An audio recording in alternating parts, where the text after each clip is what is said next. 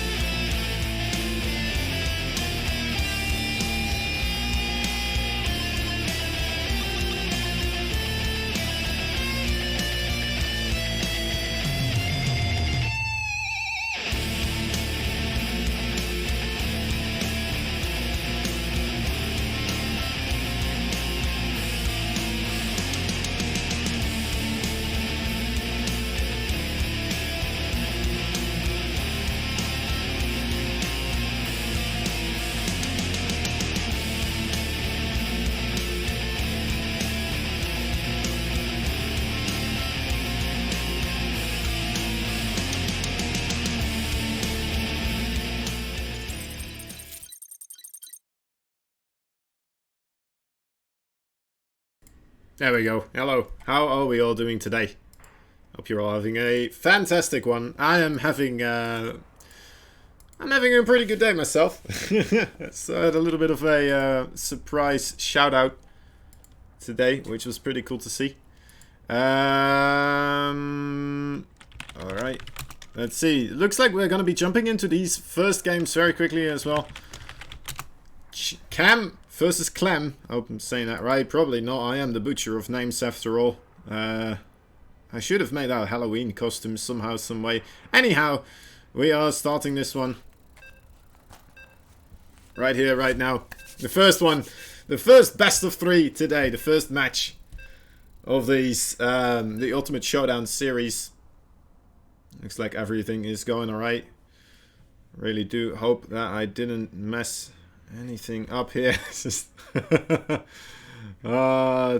been a lot of organizing, but looks like we are getting ready to roll. Man, I'm very excited. I'm very excited. I actually had D-Muslim watching one of my thingamajigs today. Alright, this is a bit of a feels bad here, guys. I am sorry. Game capture, yeah, alright. Gonna have to fix this.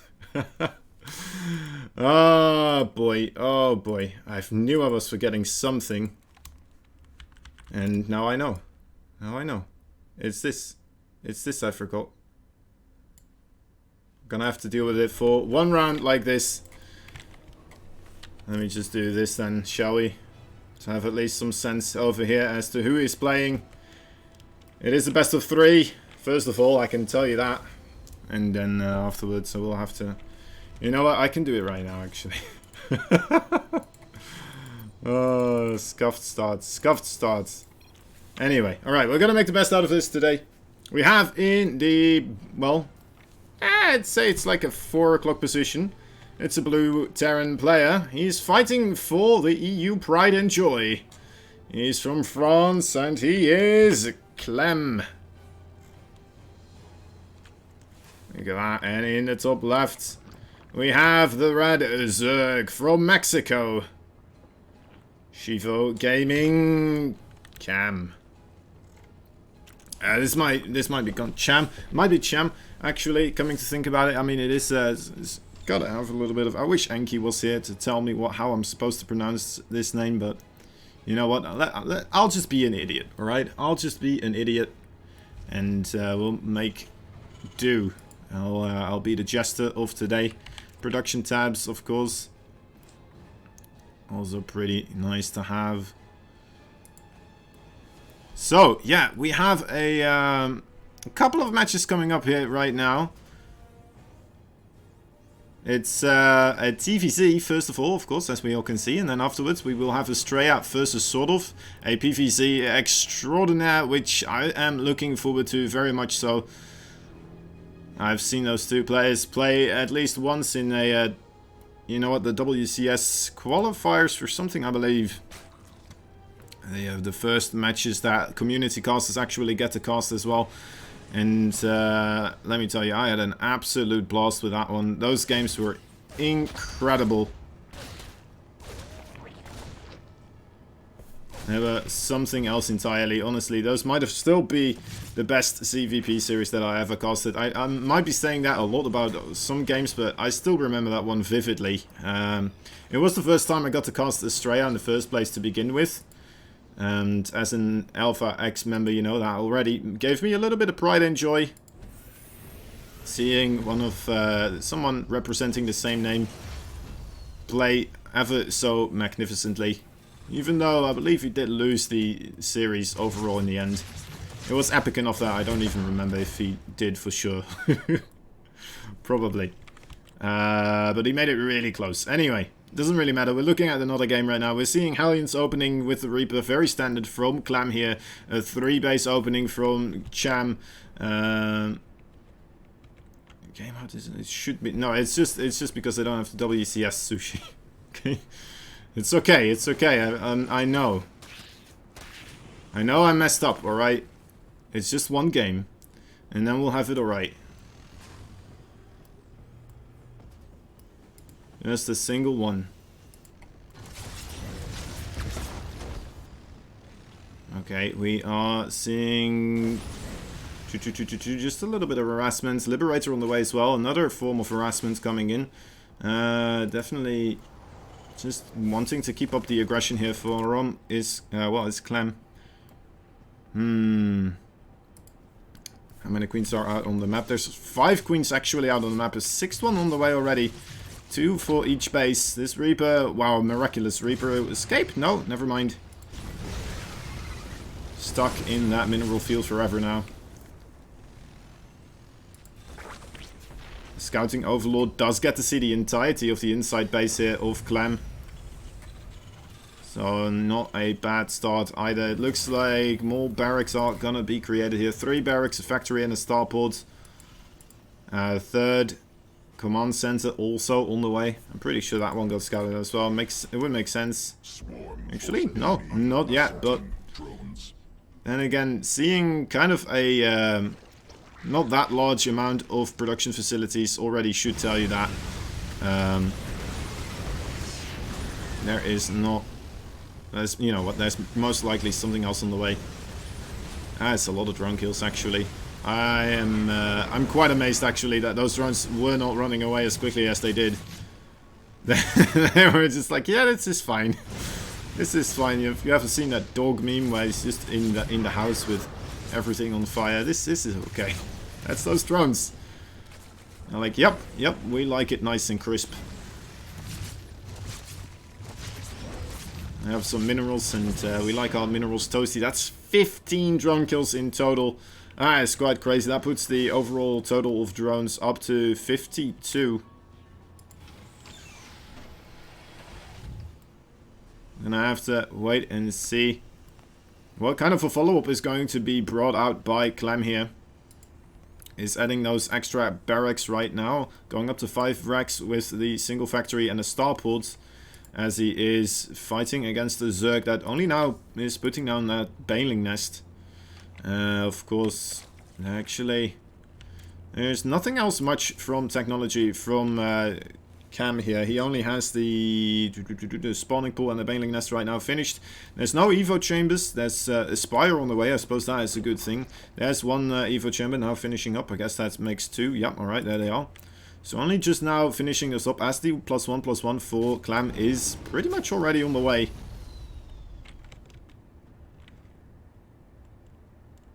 And about to finish up entirely actually.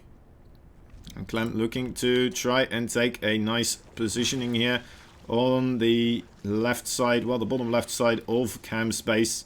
Most likely right up against that dead zone there. 2 tiny marines. Killing off a creep 2 mil, as I think at least, yeah. That's some nice damage right there.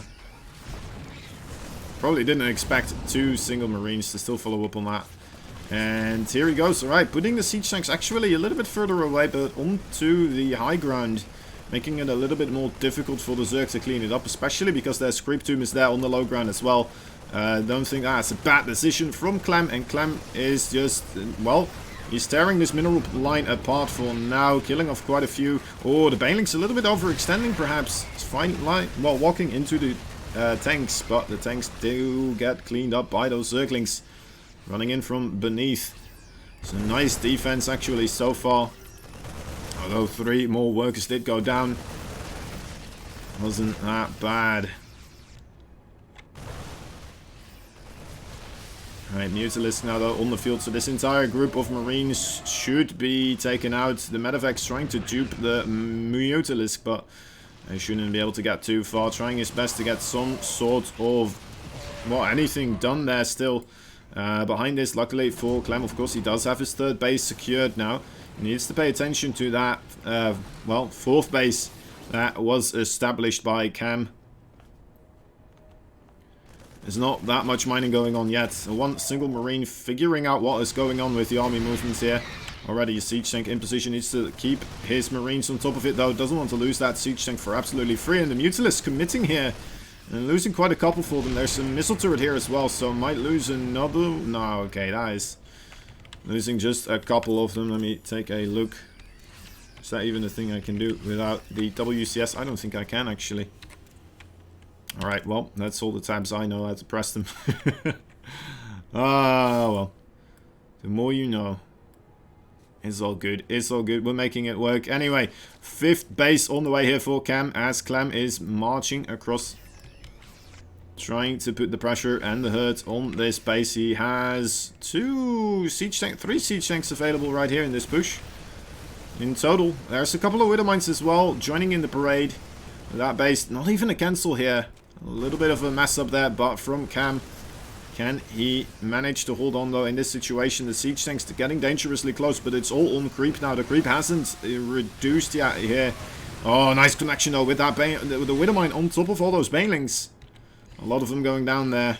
2 more siege tanks still available, and a Widow Mine as well, still hidden underneath those siege tanks. So if those Mutalisks do try to commit onto a flank, those siege tanks are reasonably well protected, and then the Marines might be able to clean up the rest. A beautiful splitting coming down here from Clem. Now the banelings rolling in. Oh boy, that's a little bit of a lag spike here. I don't know if that's a good timing. Probably not. Attempting to reconnect to the surface. Wow. How is this a thing? Alright, that feels bad. Huh. How did this happen? The stream, it's not saying there have any difficulties with the stream, so I should be good. Oh my dear lord. And I'm back. Right, that was a little bit crazy. I don't know if the players are having any of this lag. Probably. I would imagine they would do. That was a very unfortunate timing though for that to occur. My apologies to the players. I have not had that happen pretty much ever before. Either the game just crashes or there's not much else going on. Either way, it looks like we're still okay so far. Afterwards, they are still going forwards. The push of Clem still moving, you know what, into the liver here of the Zerg defending base. A little bit of a whiffed Widow Mine there. Another one actually. Not hitting too much there. As there is a new base being established here in the 9 o'clock location for Cam. And Clem is moving forward. Still on creep all this time as well. Being able to do quite a bit there, even though he was on creep all this time. 2 Widow Mines here, keeping guard.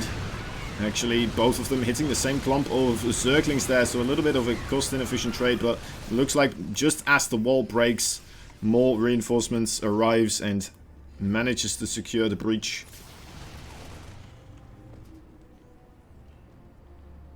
Big clump of units marching across there at the top. Looking to potentially intercept these Mutalisks as well. There we go. That's a nice little bit of damage being taken there. Once again, good surround though, coming from both angles. Banelings hitting a lot of the Marines, and that should clean things up here. And Clem, I mean, he still has his Thor there, but not much else in any shape or form to deal damage with. Actually trying to save that Thor with his medefacts. And getting punished by losing all the medefacts as well. Not sure if that was the right call. Another Widow Mine burrowing here. And we have to remember there's still Widow Mines over here as well, blocking this hatchery for quite a while now. And there was an overseer in position trying to get that helped out. And there's still Widow Mines in the middle as well, making life difficult here. And GG is called actually. First game going into favor for Clem very quickly. Right, I'm gonna have to take a look at potentially why that lag spike occurred. It was just a single one though as well, which is the weird one. It doesn't look like anything here is really... okay. Yes. Alright, we're switching now to the EU side of the thing. Alright, we still have a lot of StarCraft to go, so I still have a chance to redeem myself. Oh boy. Alright, first of all, we'll have to check this. Alright, it's set correctly here. It was just the US side of things. Alright. Alpha Pro Series. I am here.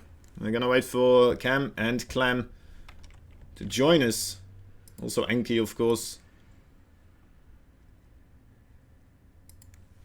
As I check the angry messages overall. Okay. It's all good.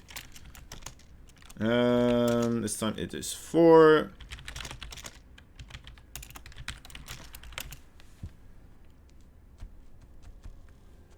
Ooh, he wants to do Acro.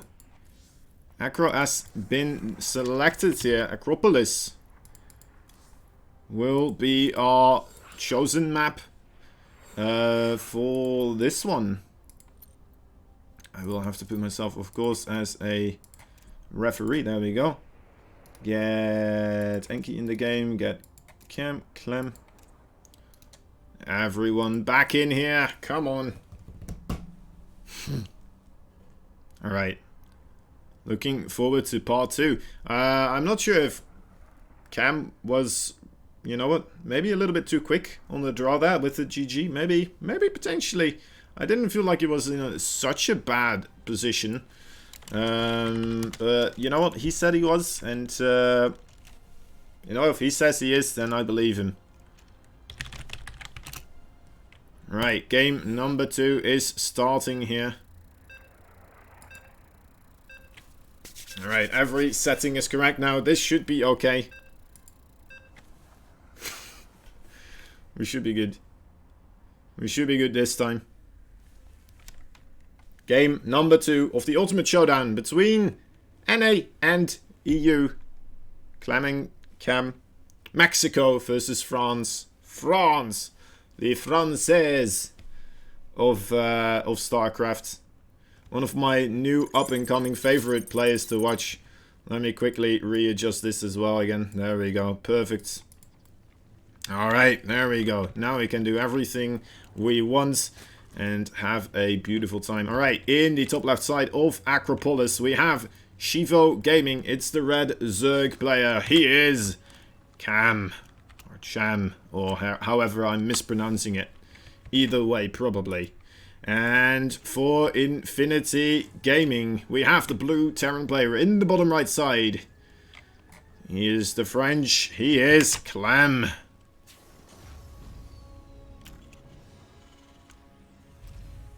Taking the gas there. Getting ready to start that Reaper, of course. Needs to get the intel that he would require.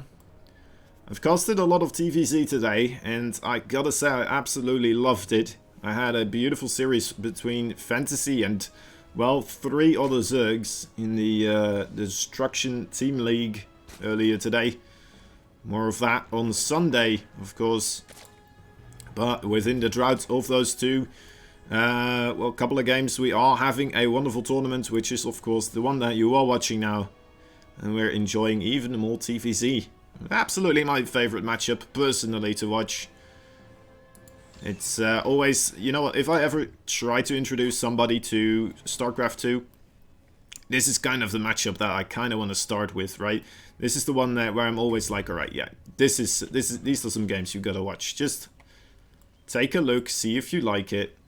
It's these evil, slimy aliens, and these are the junkyard kind of humans from advanced technology, you know, space age kind of scruffians. I don't even know how to call them exactly, but yeah, it's pretty darn cool. Okay, so no third base yet from Cam here.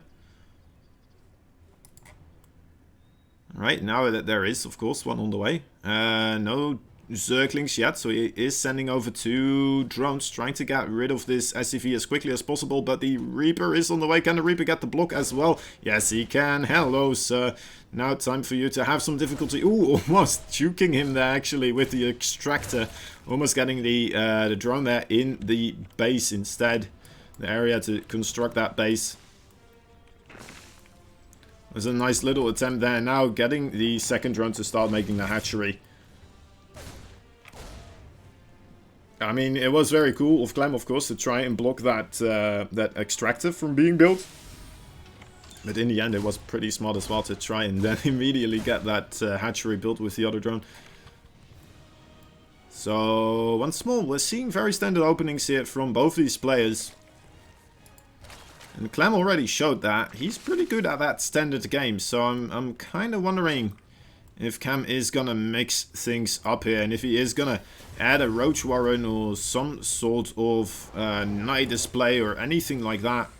To try and mix things up here. Because the standard, well, I say standard, but the really mostly non-upgraded Zerglings with Baneling style and then into quick Mutalisk didn't really seem to work out for him that much.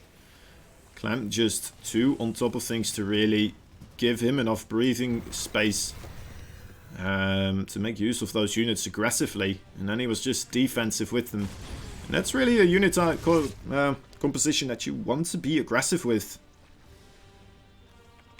You want to be flying around the Terran base and keeping him preoccupied on this side of the map as you're just expanding and killing off SCVs or whatever you can find that's not well defended enough. Because you have such an incredibly mobile force. Of course, these Hellion and the Reaper also very, very mobile. We'll be able to make life difficult. Right, that's another Liberator. Makes me kind of feel like Clem is a little bit on autopilot as well. Just the way he is playing. It's not meant in a bad way, but just like he is just executing what looks like to me to be the same build as he did previously. So probably just his preferred build order that he is kind of like a ladder type of build order, right? That he likes to use. Right, draws out the Queens to the right side here. Comes in with the Liberator on the left. As the Liberator is setting up, he's still checking if he can keep denying creep here, potentially going into the bases with those Hellions. Of course, we have to remember that Clem got an amazing amount of drone kills as well earlier on with those Hellions. If he manages to do that here again, that could be just very frustrating for Clem. I mean, that's already 17 workers, 8 workers going down, 11 now. The Queens are here. I mean, 12... 13 workers, actually, that's quite a heavy amount of workers. That's very reasonable, and there's still a Liberator here as well. Liberator going a little bit too far forward, might have been able to get a couple more drones here, and the Queen from the top cleaning that up before another drone dies. And Clem behind this, having set up his third base already, securely mushed in between those other, the other supply depots here. The siege tank was actually stuck, having to lift up his starport, quickly moving that one around. Doesn't want to get that many siege tanks anymore anyway, I would imagine. More so going into the Widowmine play from here. Using an armory as a blocking building here as well. Not something you see every day, at least I don't see it every day. Maybe it's become a more common thing, who knows. It could very well be. Fourth base on the way here for Cam, as Clem is has landed his third base. So not too far behind or ahead or behind for either of these players right now. Still though, the worker lost that for Cam. The 14 workers total killed now. Still must be weighing heavy on his mind. And you know what, overall slowed him down quite a bit still. Again though, we are seeing the exact same style coming out of Cam as well. He hasn't added the evolution chambers yet. He's going, in fact, he's gonna have Mutalisk and Baneling speed before he actually has evolution chambers here. Not something I see every day, honestly, but very interesting. Okay, there's the Evo chambers now being produced. It's almost as if he heard me, though I know he didn't. Alright, it doesn't matter too much anyway.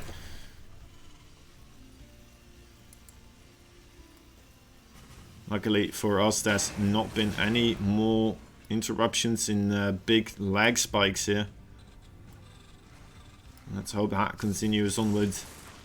As it looks like we're going to be seeing another big engagement here pretty soon. Actually, just moving backwards. Just trying to hunt down those medevacs. So smart, not overcommitting here. Just gonna ring around a Rosie, trying to find anything that he can pick off here.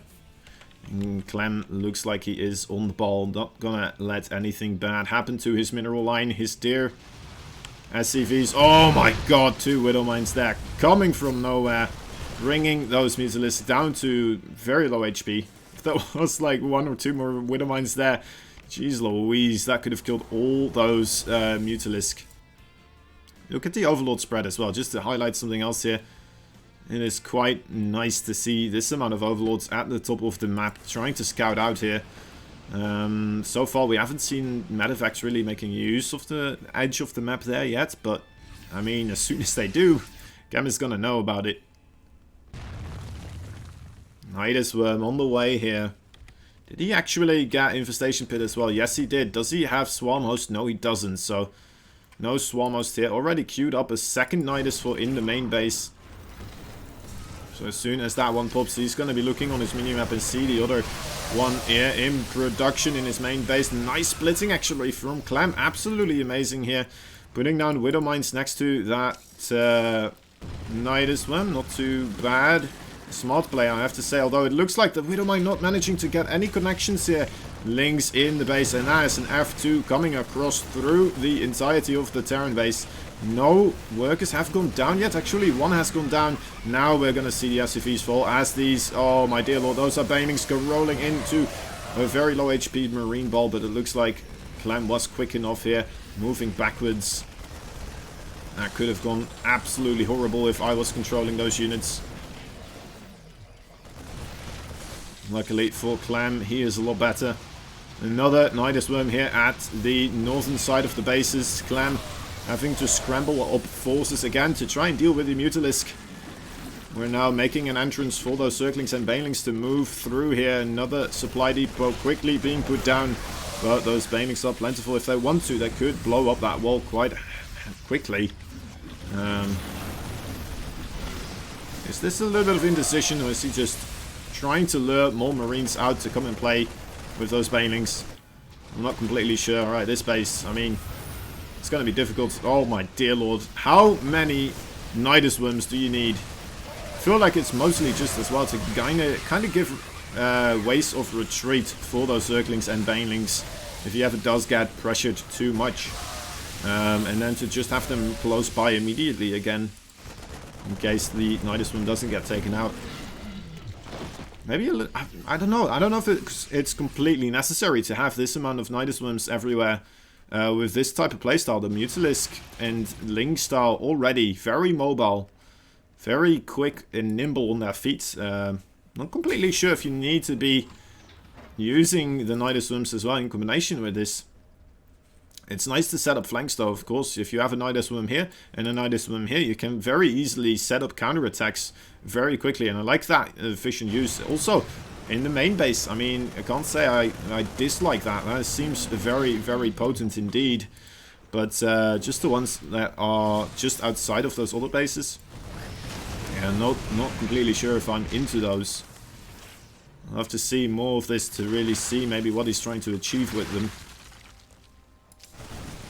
And looks like he is slowly but surely gaining a little bit more map control here as he's moving further out on the map.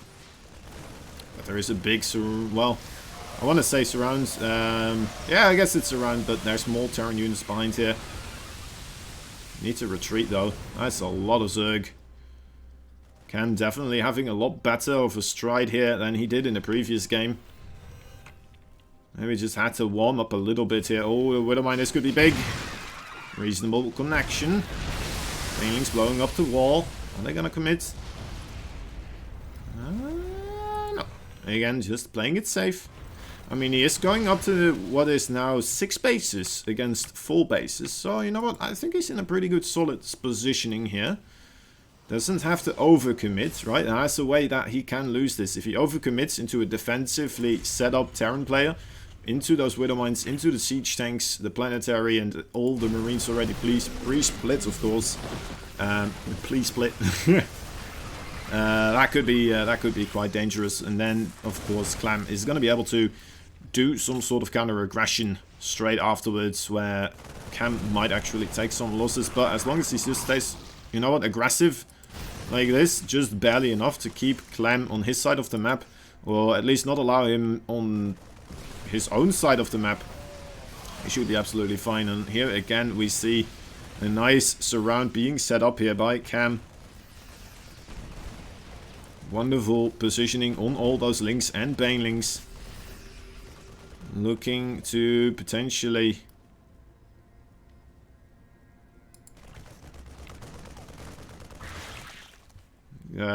kill off this force again.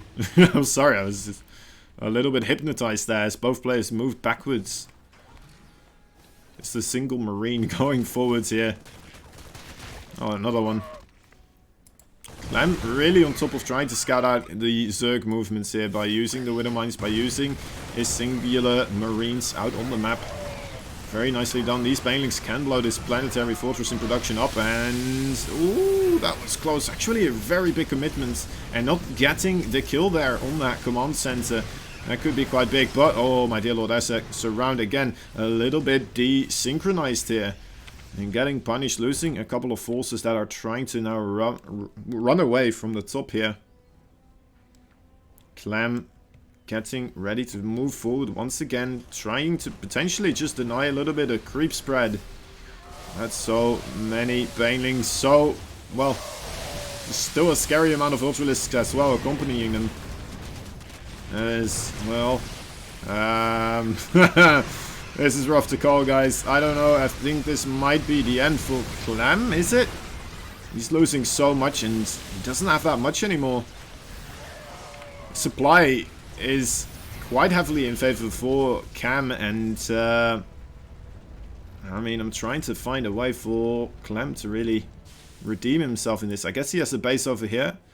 Is there something a bit low there? No, there's not. There's just a little red dot on that. Whatever that is. It looked like a Zergling, but it's not. Just a little dot of a Zergling here. Does have another planetary fortress at the 6 o'clock base though. But then again, I mean, look at these bases for Cam. It is quite insane the amount that he has right now. He hasn't gotten Ultralisk speed yet though, which is... Oh my dear lord, that was juicy. I'm glad we caught that one. Another big connection with these Widow Mines, truly helping out quite a lot here. Now there's not really that many banelings left, but still enough of the Ultralisk firepower remains to truly devastate the Terran planetary fortress here. As Clem is trying to pick up any stragglers that are now retreating. But still, he doesn't have enough truly to start pushing across the map here. Needs to take a very decisive fight, and this could be a very long game, guys, if this keeps going like this. If Clem keeps being very defensive and just taking a couple of losses here and there, this could take quite a while.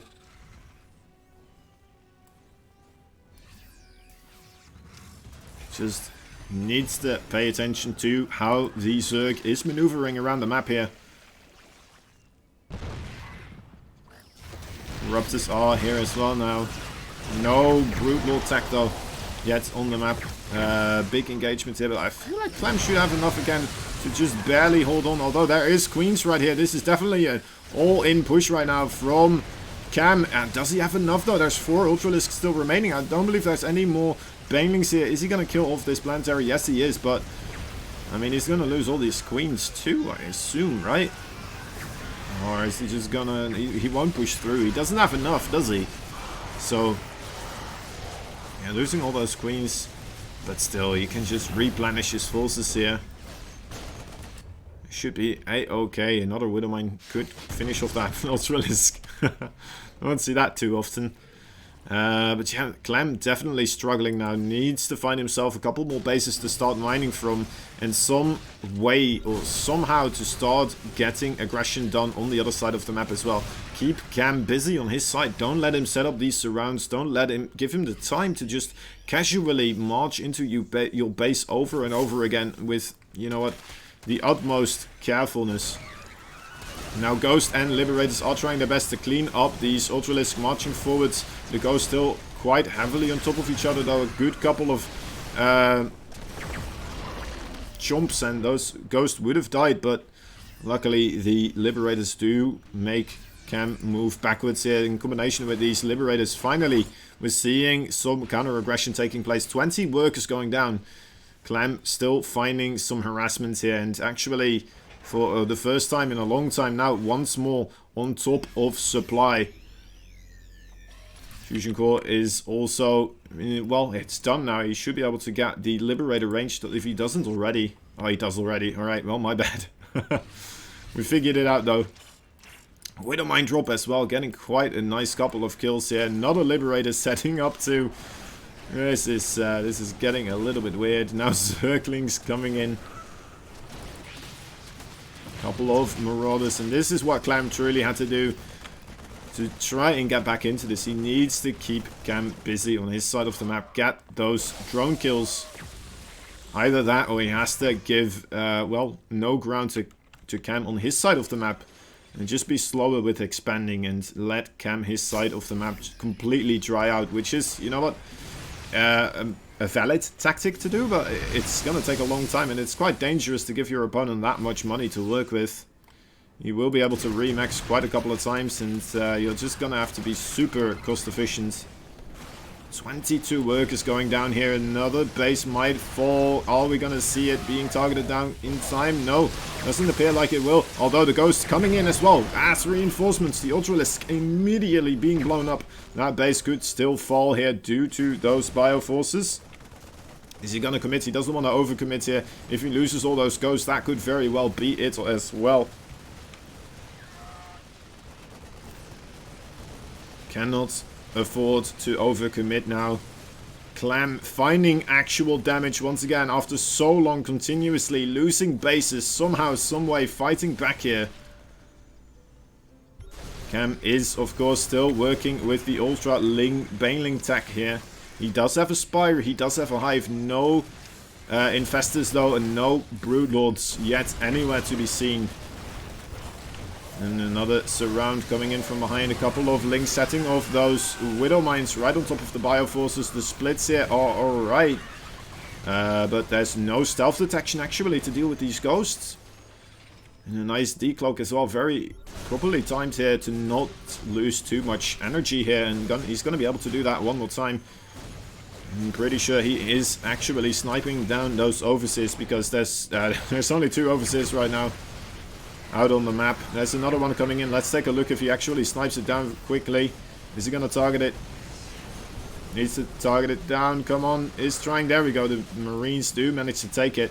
It's only 1 Overseer now on the map. And Clem finding more damage. Somehow, some way, this miraculous little Frenchman is doing it. He's making a comeback happen here. He was on the ropes for a really long time, but he's finding every bit of damage that he needs to do to truly put himself in a dominating lead again in this game. A couple of mules being called down from above as well. Celebration mules. At least the way that they came in, that was a pretty cool thing to see. Anyway, more stuff walking in here from the bottom. I'm just going to call it stuff. Let's call it... You know what? You can see what it is. It's Widow Mines, it's Marines, it's Marauders. Setting up beautifully here. The Ghosts are on the top, waiting for Ultralisk to make that move into this location. But I don't think there's enough money for Cam anymore to really be making any more Ultralisk. We're not seeing them on the production tab. We're not seeing them anywhere. The GG is called. Clem takes the first series, the best of 3, 2-0, which means that he's going to be moving up into the winners match. Cam is going to have to go down to the losers match. And we will be waiting to see who is going to be facing off against who in the, well, in those games, I suppose. Well done, cousin. You explained that one. Anyway, Estrella versus Sort of will be our next best of 3 here, guys. We're going to have to go back to the NA side of things. And of course, remember, if you're enjoying events like these, they would not be possible without the amazing sponsors that we as Alpha X have acquired over time. One of those is, in fact, GameStop. They are working with the top pros and top teams from gaming industries to bring you the Pro Training Series, which are basically kind of video training series with pro level insights and expertise for all sorts of games, such as PUBG, Overwatch, Call of Duty, Fortnite, all of those good jazz games, and with even more on the way. So you can go check those out now if you want to, of course. But you probably do want to because it's for free and you get to have a nice little bit of insight, right? You'd be helping us out too. It's at gamestop.com/esports. So go check them out, guys. It would be very much appreciated. All right. Also, before I forget, we do have a Matcherino page. I don't know if you guys were already on top of this. I hope you are, but there is a little shout out box over there. If you open that one up, you should be able to see first of all, the Matcherino link, and then you should also be able to see the Matcherino code that we're using, and it should look a little bit like this. There we go. Okay, there it is. So if you go to the site, you can press over here on sign in. Use any of these accounts which you already have linked up in your browser. I just use Twitch because Twitch is, a lovely thing to use. Then I press contribute and I need to find my little code. I hope I still have the code. Let me double check actually. Is it still? No, it's not. It's a different one I have right now. So let me see. I believe it's APS. I'm not going to say it completely, but it's this. It's right there in the message as well that we were discussing earlier. So if you press contribute, you'll add a little bit of money to the prize pool and help these players out. You know, these players deserve a little bit of extra loving. They're going to be playing for us 3 days in total, all these 8 players. And they're going to give it us their all.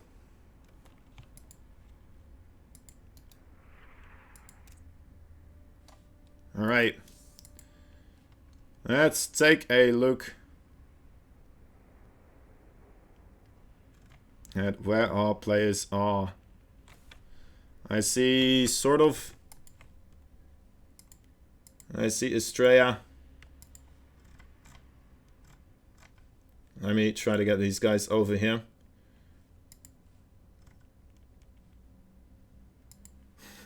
Alright, I'm sorry guys, I need to do some adminning here while we wait a little bit. Let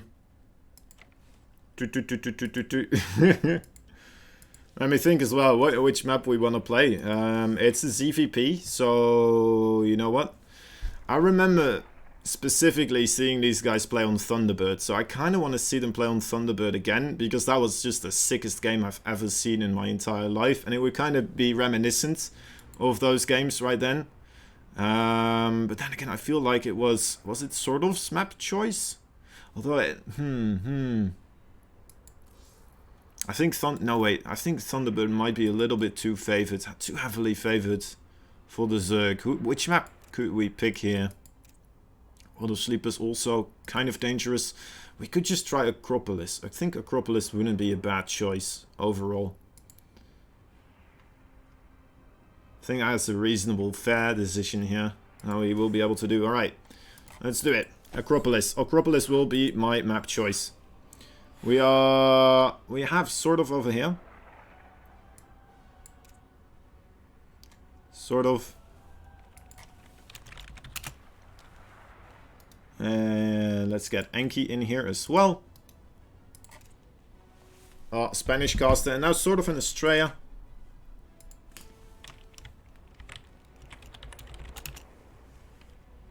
Is Estrella on a different account?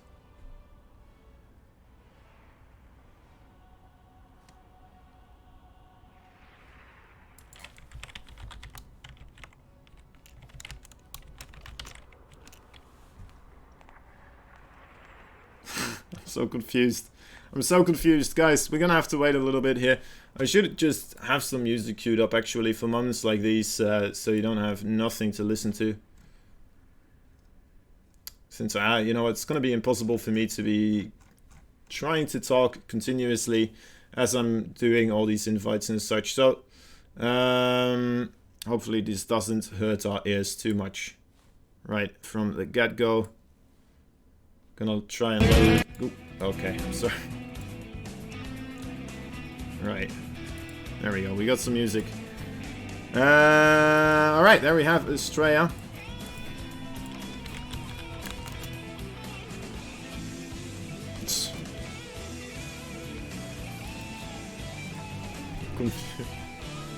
Why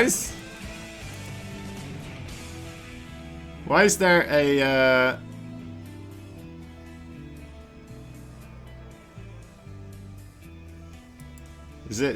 Is it Estrella? Are you sure? I can switch. It's because I've heard something about. It's okay. It's okay. I tried my best. All right, I tried. This is. Oh well. All right, Estrella's ready. Sort of.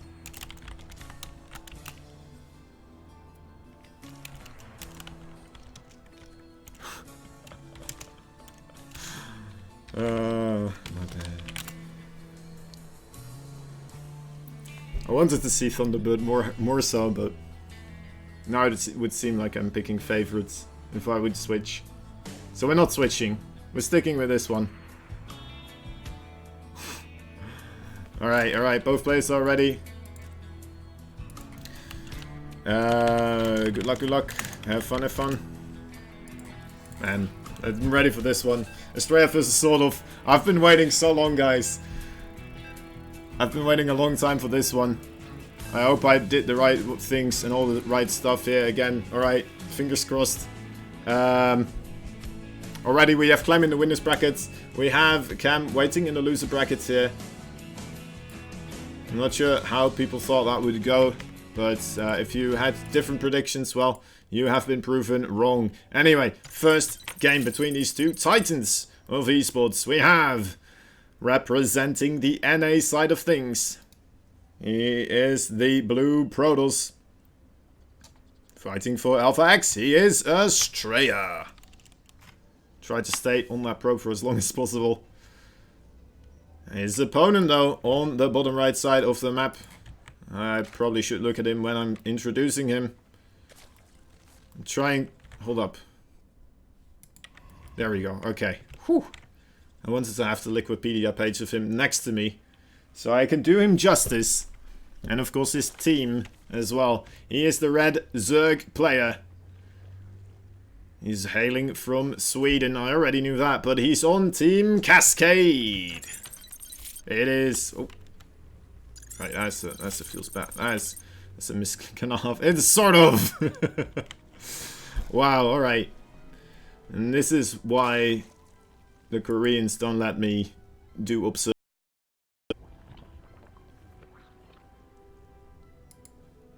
Okay. Alright. We're settling in. Just slowly getting all our chess pieces on the chessboard. Trying to decide what the maneuvers will be. What the next steps will be in the grand plan for these players. I have chosen a Zerg favored map just to prove that I am in fact not a well, how do you call this? A biased caster deciding for maps. You know what? It doesn't make sense, alright? It doesn't make sense. I just got confused a little bit, it turns out.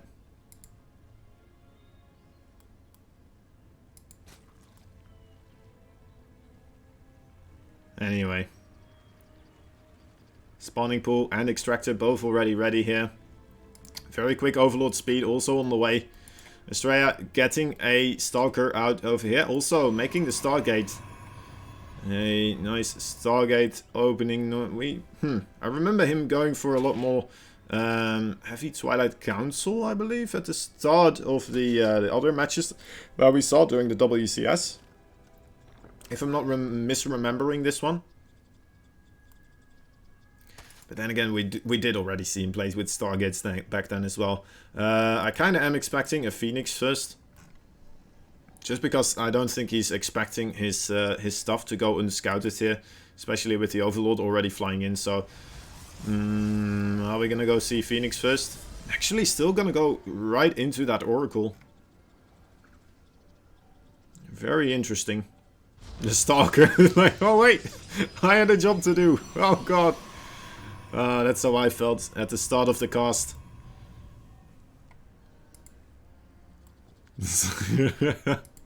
Anyway, Spore Crawlers already being produced. The queens are ready as well.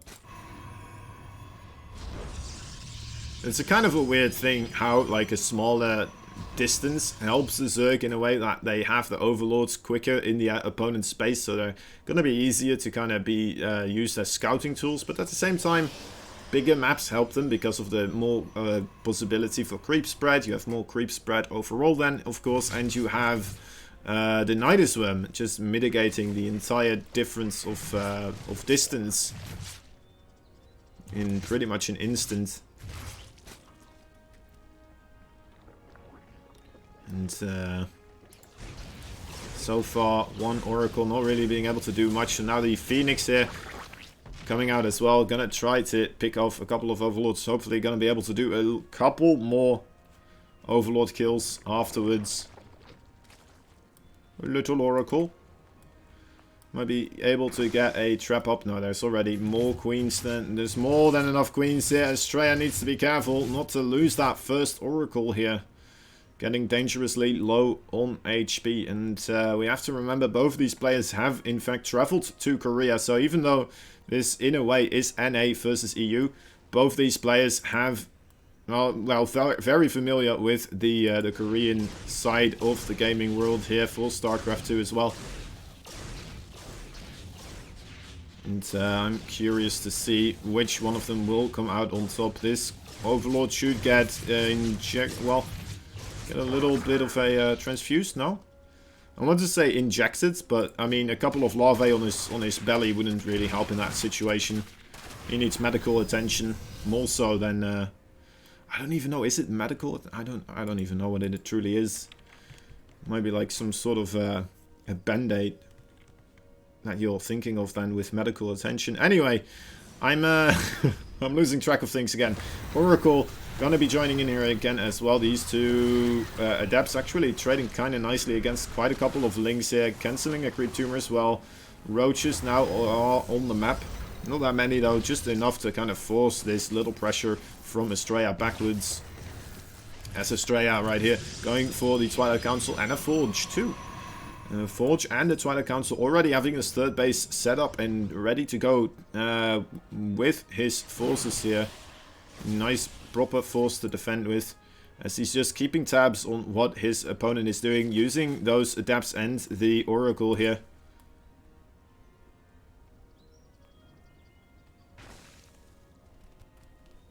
Coming through, doesn't want to be caught out of position here. Oh boy, alright, I mean, let's look somewhere else.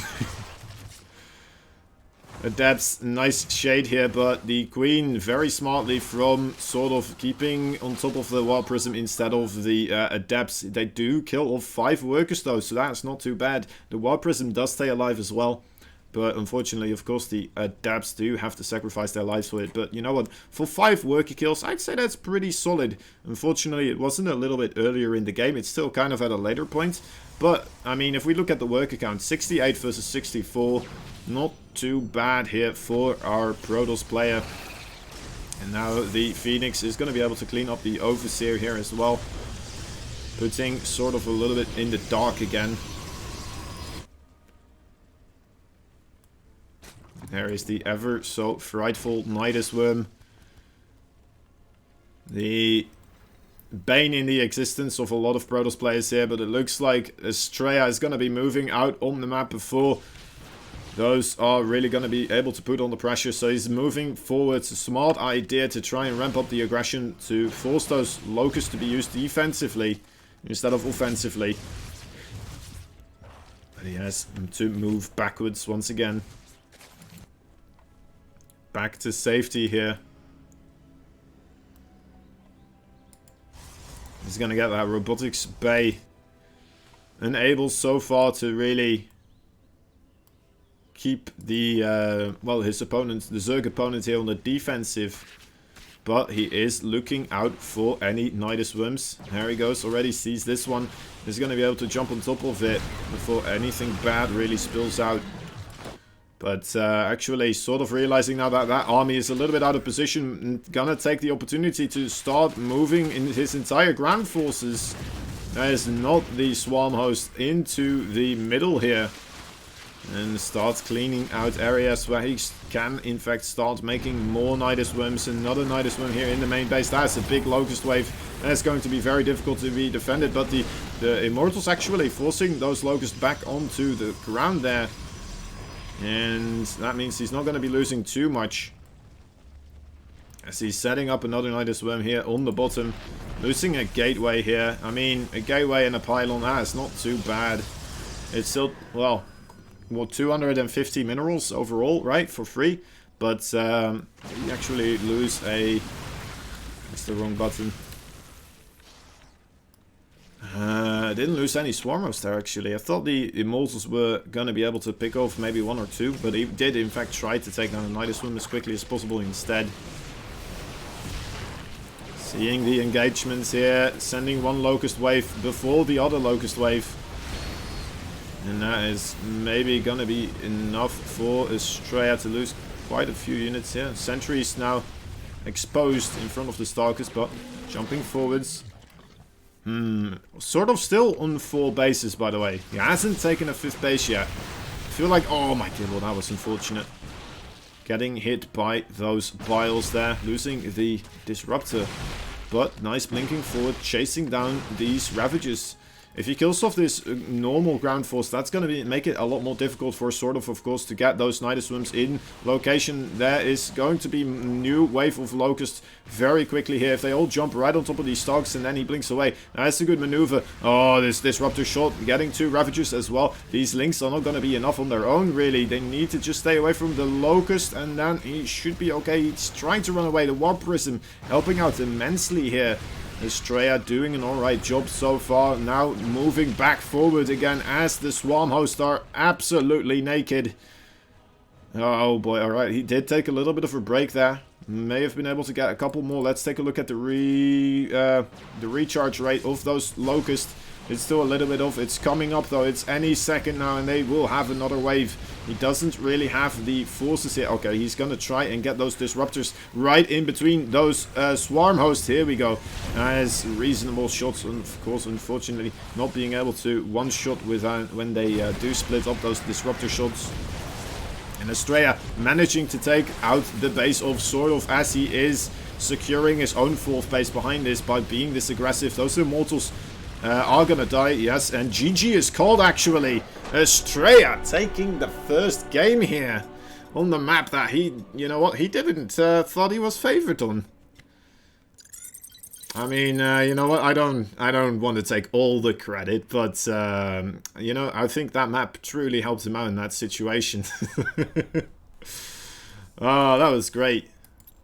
That was great. I didn't expect him to be that quickly and that dominant. Anyway,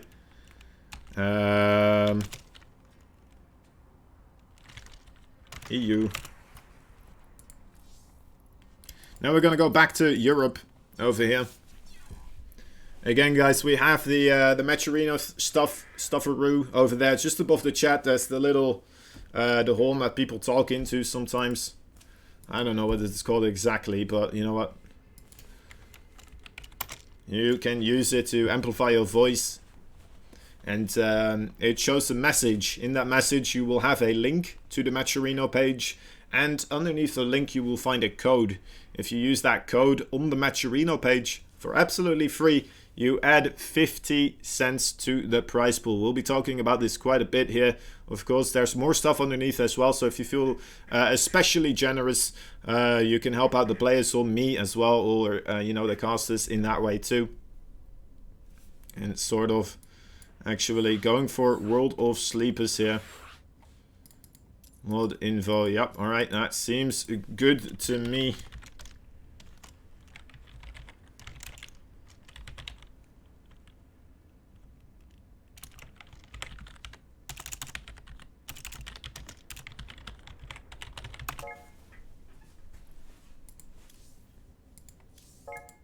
Wait, who's this? It must be Estrella. We have a barcode Estrella here. I think. I'm pretty sure. Is he? Is that him?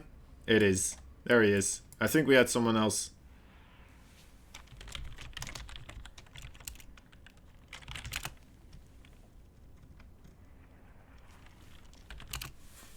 It was someone else.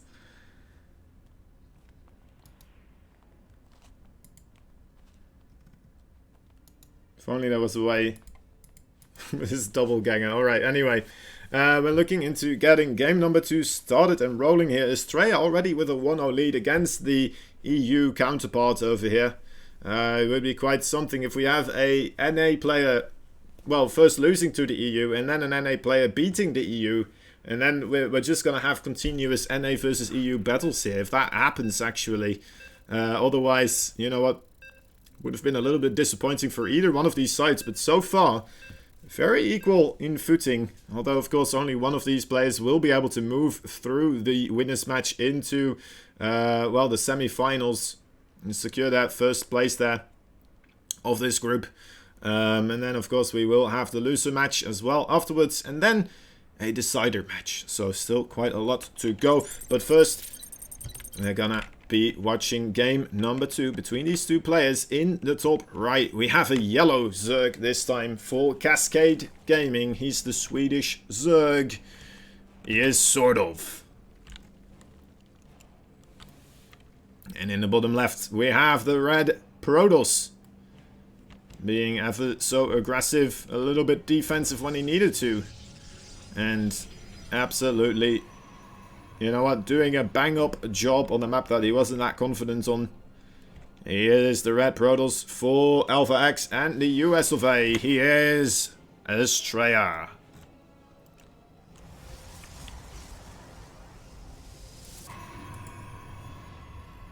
World of Sleepers. I mean, World of Sleepers, it's a little bit famous right now, isn't it? Just maybe famous is the wrong term to use. Maybe notorious would be the right one to call it. Very notorious map, especially perhaps with the matchup of the Zergs involved. You know what? This is why I didn't pick this map. I love this map though. I mean, it looks absolutely amazing. I mean, I love these crystals. I love these weird biome thingamajigs everywhere. I love the colors overall. Like, you know, a lot of the time you hear that you can't have two, well, you can't really have snow maps. And I feel like this is pretty much as close to a real, pretty much overall everywhere snow map as you can get, right? I mean, it's not snow. I know. It's like more like sand.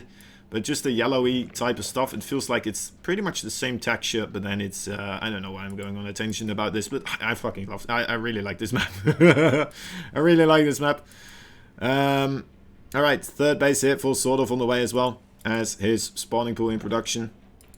So far, we're just waiting for the cybernetic squad to truly get on the field so that we will have a, well, some sort of tech route being chosen here by Estrella. As Estrella is, in fact, scouting out as well with that little probie.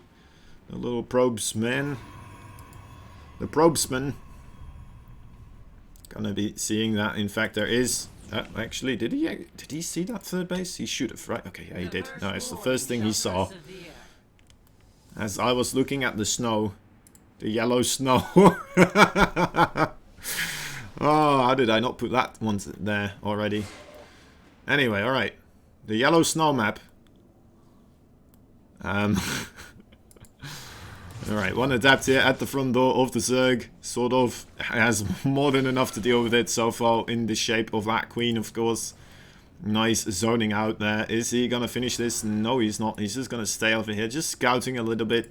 Another Overlord being a little bit pesky, seeing what's up in the Protoss base. This time Estrella going for the Phoenix first. Still trying his best though to get some sort of damage done with those adepts. Not being able to pick off any workers though. Only the one single probe at the start did get picked off so far. And this Phoenix trying his best now to figure out where that Overlord went. And with the double adept, he has been able to keep these two adepts alive. Well, at least the one that was in the front door alive for all this time. And now he's looking to bring the herd here to the drone line, managing to, there we go, finally killing off two workers, zooming on out of there again. Oh, that was the wrong one I had selected. There we go. Adepts here. being able to kill off, well, I mean 2 workers. 2 workers, he doesn't lose them, right? That is the big deal here, I suppose. That is the nice thing to have. Oracle, more probes in the production tab. Not unimportant. Very important, actually, if you think about it. Can't really do without them. Unless if you're going for some sort of all-in, which, you know what? World of Sleepers might be a little bit difficult, just because it's going to take quite a long time to march across the map. And your opponent is going to be able to see it for 10 minutes before your attack arrives.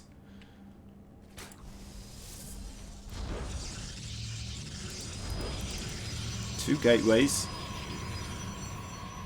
More being thrown down. Another gateway actually somewhere else. There it is at the front door. Right, so that brings up the total to 5 gates? 5 gates off of the 2 base. With the robotics facility as well. And making more oracles. Going up to 3 oracles so far. We might still see some sort of aggression coming out of Estrella here. Either that or he's just planning to go for one big warp in. More sentries. Definitely some sort of pressure I'm expecting from Estrella. Sort of is painfully aware though that there is in fact no 3rd base whatsoever. Oh, a bit unfortunate warp there for those adepts. Estrella realizes trying to quickly recall them out of there. This Phoenix bringing the pain, bringing the thunder to the overlords. And clearing out a room for those oracles to maneuver through. Those sentries a little bit out of position potentially, but with the reinforcing adepts and immortals should be okay. Only losing energy there a little bit for creating the single force field. Not too bad, not too bad. Pretty good, in fact. I have to say, still, both of these plays kind of going up equally. Nice pickup there on the Queen. Going to be able to jump forward here. Kill off another 5 workers. Does lose an Oracle, though. Denying a little bit of mining, too. Which is something everyone always loves to say when that happens. It's important, though, to keep, you know, remembering that it's not nothing. Even when you're not killing that many workers. I mean, 5 workers, it's a reasonable amount, but still. Being able to deny that mining time as well is rather nice. Alright, here he comes forward with a reasonably sized push. I don't think this is gonna kill, sort of, although he may have been caught off guard a little bit. He doesn't have that many forces. He has 8 roaches, 2 ravagers, and 6 queens in total. Right, 4 of them are in fact over here. Oh, one of those oracles getting dangerously low. A nice tag, being able to see absolutely everything here. But I'm not sure if Estrella wants to commit. Just forcing out a lot of units, forcing out more banings in the production tab as well. And now just moving backwards here before he gets any bad trades to occur. As he's just, you know what, he's just tacking up again. This time not going for the disruptors, he's going for Colossi. As this Phoenix still just continuously flying across.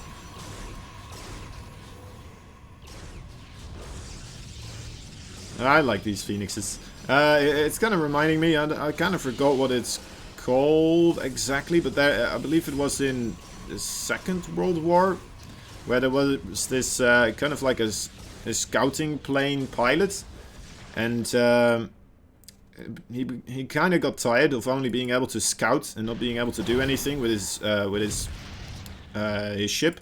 So he mounted a couple of bazookas on top of it, and then he became this scouting plane that was able to take down tanks on the ground because he tried to nosedive on top of them, and then blew them up from above because tanks, they have less armor right from the roof area. Of course, if you shoot them with a rocket launcher from the front, it isn't going to do necessarily that much, at least in that period of time. But yeah, from above that definitely could have done a lot of hurt. I don't know, this Phoenix is reminding me of just the enormous amounts of value that he is getting just by denying all the vision and killing overlords left, right and center.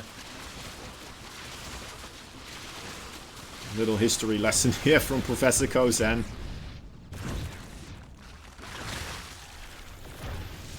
Immortals, it's nice. I mean, even letting them just blow up on those immortals is good, actually. It's very worthwhile. Ooh. They actually try to bile down those... the observer? That's quite something else. You don't see that every day. A bailing drop. A double bailing drop? Question mark. Yes, it is. 2 overlords filled up to the brim with bailings are coming in here. One of them getting kind of close. That one should be caught out.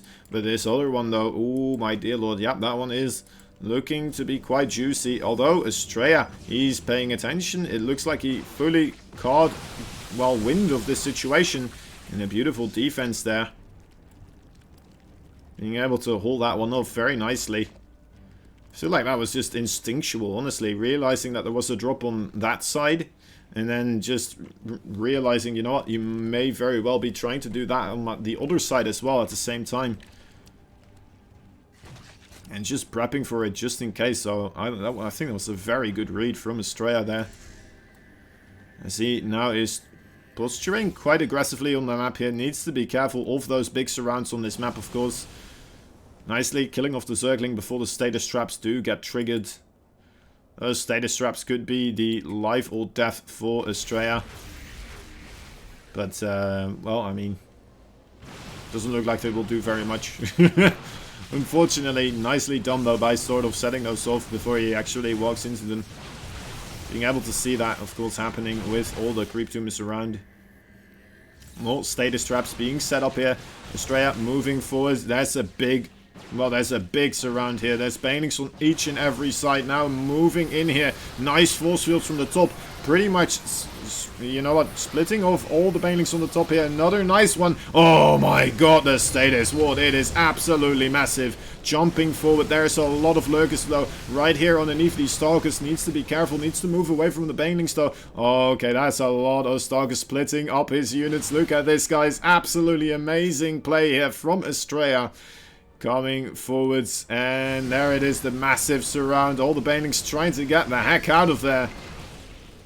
Not being able to do too much with those anymore, can you now? And Estrella moving forward, pouncing on the opportunity after pretty much negating half of the army there for the entirety of the fight. Absolutely brilliant there.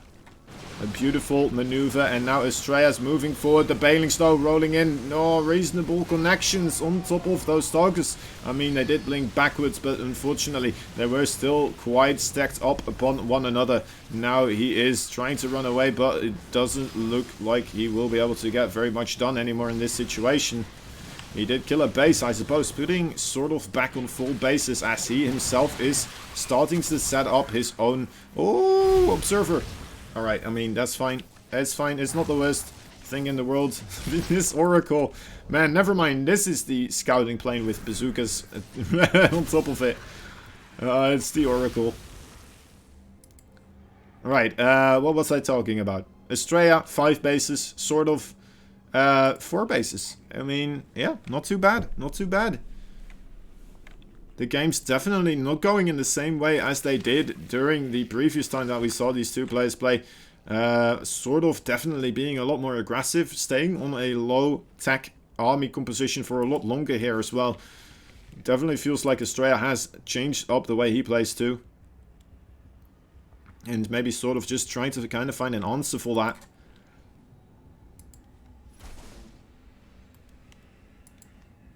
Wouldn't be surprised if they played somewhere else in the meantime, since last time I saw these two play. Nice little Ling run by trying to take place here, but Estrella, unfortunately, full sort of already was moving into this position to start pressuring this place himself.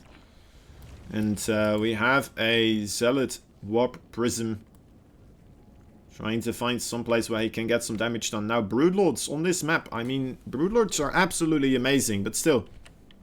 On this map, it's going to be difficult to make use of them.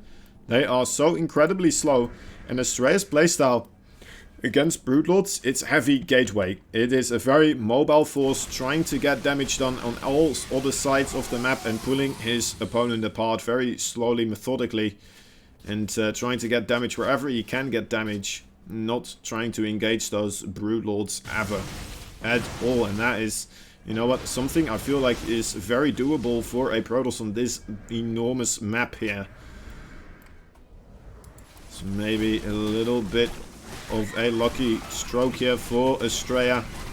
Although all these Zealot run-bys so far have been met by nice defense. And the Broodlords, unfortunately for Estrella, are already in position here.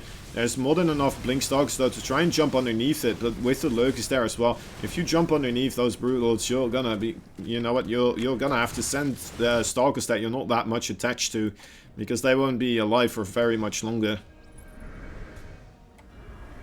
Right, maneuvering here. Oh my dear lord. Yep. Okay, yeah, he kills off the Lurkers. He's okay still. The Broodlord still managing to do quite a bit here. And again, the Zealot run-by not finding any damage whatsoever. Sort of the Zerg shield here. Managing to just annihilate any attempt at real pressure from Estrella.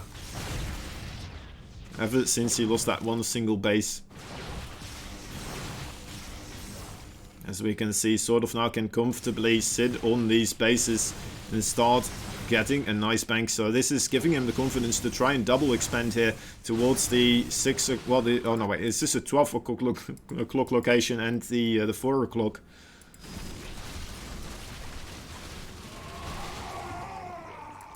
Alright. Estrella still maneuvering across the map here, trying to find some sort of way inwards. Clearing up a lot of the creep, so that is already a big deal. He's gonna have to wait a little bit for all that creep to get, you know what, dispatch again. As he is just continuously putting aggression everywhere. Oh, that War Prism went unnoticed. And right on top of the Lurker Den and the Great Aspire here. Both of those structures could get taken out. Estrella also starting to get his Dark Shrine here. Transfuse trying to save the Great Aspire, but it doesn't look like he will be able to save it. Look at that. The Zealots absolutely paying for themselves there. A nice run by here. Killing off 9 drones, it seems. And Estrella might be losing this base, but the Zerglings actually not committing to the building here. Neither are the Roaches. So Estrella does manage to save it. As sort of though, as he's trying to make more bases, he's also setting himself more vulnerabilities. And making it more difficult for him to defend all these locations. Storms right on top of these drones. Storms on top of the Lurkers. Absolutely everywhere. Losing quite a lot of these. High Templar though needs to be careful for not losing them. Oh, another one going down. Losing all of his High Templar there. I think there was like 3 or... Well, maybe I'm... How many? 6 High Templar. I think like 4 of them just died right then and there. Although, only having lost 6 High Templars so far in a 17-minute game where his force has been this aggressive continuously, I have to say that's pretty impressive as well. Now, with these Infestors, the Broodlords and the Lurkers, yeah, I mean, it is incredibly difficult to get something done here for the Protoss, of course, but if anyone can find some way in, it must be Estrella. He is the man that has been playing this style of very aggressive units for the longest amount of time. Just continuously heavy on the gateway and trying to trade out, maybe inefficiently here and there a little bit, but still trading for economic gains. Nice feedback on top of those Infestors. But, I mean, sort of, so far, he's been on this amount of bases. I mean, it's 6. His main base, of course, completely out of minerals. His natural, pretty much out of minerals. This 3rd base location that he took is getting there. And this, oh, actually, this was his 3rd base, wasn't it? Oh, boy, alright. So still, he's kind of getting low on minerals, but on at the same time, though, I don't think Estrella's that far behind. Losing his stuff here. Trying to kill off the Spore Crawler. Is there in fact any Overseer here? I don't think there is. Losing quite a lot of drones. But he does have more than enough to just remake all of this. And Estrella, I mean, he also has kind of a nice economy. I don't... This is rough to call. I think Estrella's doing it, guys, honestly. I think somehow, some way... At least if he keeps trading like this, and if he keeps sort of on this amount of bases, right? I don't see a way that he could lose this. He just has a marvelous economy behind this. He can trade out inefficiently and be okay overall. Sort of is trying to set up more defensive structures to help out with the situation, but he's just losing units every time Estrella is coming forwards here. And Estrella just having more than enough bases to continuously resupply everything that he has. Hydralisks getting stormed, being forced backwards as all these Zealots and a Dark Templar are just incredibly quickly killing off these bases here. Alright, yeah, the Hydras, they are quick, but they don't trade as efficiently as those Lurkers and those Broodlords do they? I mean, they are over here. What? How many does he even have? He only has 5 Broodlords as well. And 5 Infestors too. That's not that much. Sort of not on max supply anymore. Kind of hemorrhaging for income here as well. Look at that. The income advantage. Sometimes we see very small peaks in the favor of sort of, but never really that incredible amounts. And Estrella, this is why he's doing it again, coming in. It's gonna be able. He did get Blink as well for these Dark Templars, so very, very survivable units here. Storms absolutely everywhere, completely annihilating all these Zerglings who are now on 1 HP health pretty much. Estrella moving in again, killing off more workers, sort of fighting for his life here. He knows that he cannot afford to lose this base much more. He's on 144 supply. I mean, he has quite a nice, alright amount of minerals, I suppose, but he just doesn't have the gas anymore to get this heavy army composition back up. So he's trying to make Hydralisks and he's trying to make Zerglings, but the Zerglings and Hydralisks just don't do well against this army composition of Estrella. Look at this as well with the 2 cannons. Might be able to actually, yeah, he is going to try and go for those 2 cannons here. I thought he was going to run by them, which I thought was a pretty good call, but actually trying to commit to a fight here with this force. I'm not sure if I like that much. Oh my god, Oracle's killing a base as well. There we go. That is the scouting plane once again striking. Even the Knight Templar doing stuff here. Killing off Zerglings. Without Storm, that is. And slowly but surely Estrella, I think, may very well have dismantled his opponents here. Sort of on his last legs. Of course, he still has this army composition of the Infestors, of the Lurker. Is it actually just a single Lurker? Okay, it's still 6 Lurkers. They're just not on. Okay, GG. I'm sorry. It was a bit. I wasn't paying attention, I guess. So another 2-0 here for our player. Well, this time though for the American one, of course. And that's gonna put us in the winner bracket with Estrella and Clem. Gonna be fighting to see who gets the first move through to the semi-finals. Alright, let me try and read some stuff. We're gonna go into the winners bracket right now. The winners match. The winners match is indeed first. Alright, we're going back to an A. There we go.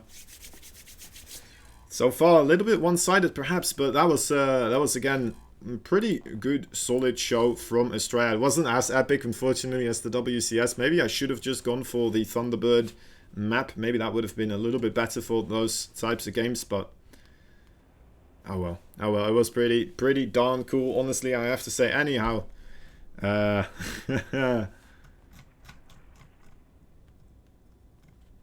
let's see. We're going to be seeing Clem versus Estrella now in the winners match. Afterwards, we will have Sort of and Cam in the loser match. And you know what? With all the empty Zergness going on right now, I didn't really expect that. But we just have a really good Terran and a really good Protoss here. What can I say? It's been a weird day for me today. I haven't seen anything truly. Yes, okay, I should send it over here.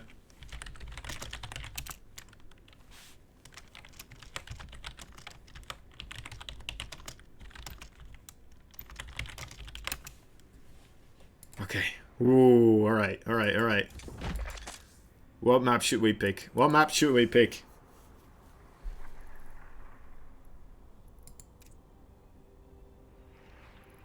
I still kind of regret not picking this one before, so we're gonna do it this time. We're gonna go for Thunderbird. Let's hope that both these players are gonna be happy with that one. They don't have much choice in the meta. Oh wait, let me see if I'm still in the right region actually as well. Best match. Oh, okay. No. Let me remake this real quick.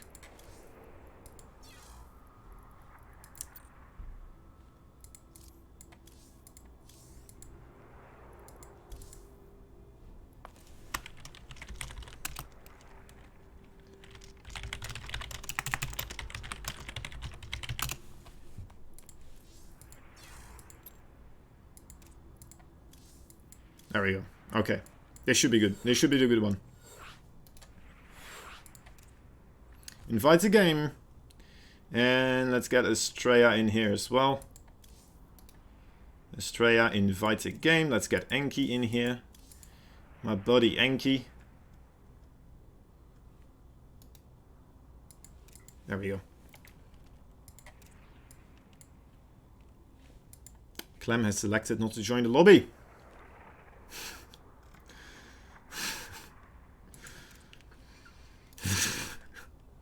It's fine, it's fine.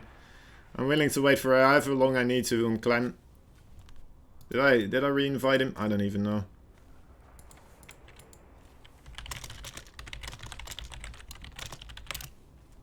Ah, there he is. Okay, lovely.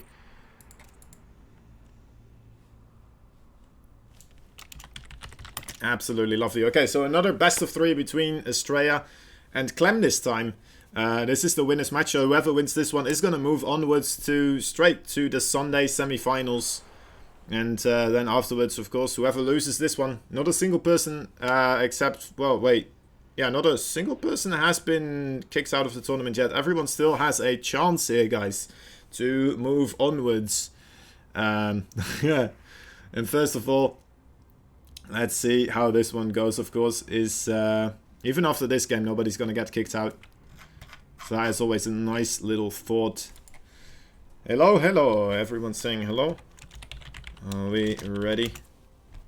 Of course, guys, as well, these tournaments not possible without our sponsors. And I would like to give a huge, immense shout out to one of them, 24 Hour Fitness. For over 30 years, 24 Hour Fitness has been dedicated to helping people achieve their fitness goals and dreams. And, well, they've been doing that on like 436 locations. Maybe not throughout the 30 years, you know, they've grown to that immense size of 436 locations nationwide. But most of them are fully equipped with weights, cardio machines, and having really cool classes as well. So specific classes for certain sports and stuff like that. And awesome personal trainers as well to help you out with everything you need. So go check them out, guys. They support esports. We should support them as well. Okay. Right, I mean, transition wouldn't be a long cast if the transition didn't suddenly start choking upon itself. Anyway, we have in the bottom right side of the map a red Terran player. He is fighting for the EU pride and joy. He is, of course, fighting for Infinity Gaming too. Not to forget, he is Clem. The Frenchman, the little Frenchling, and his opponents for Team Alpha X. Our pride and joy, truly. He is the blue Protoss player. He is Estrella.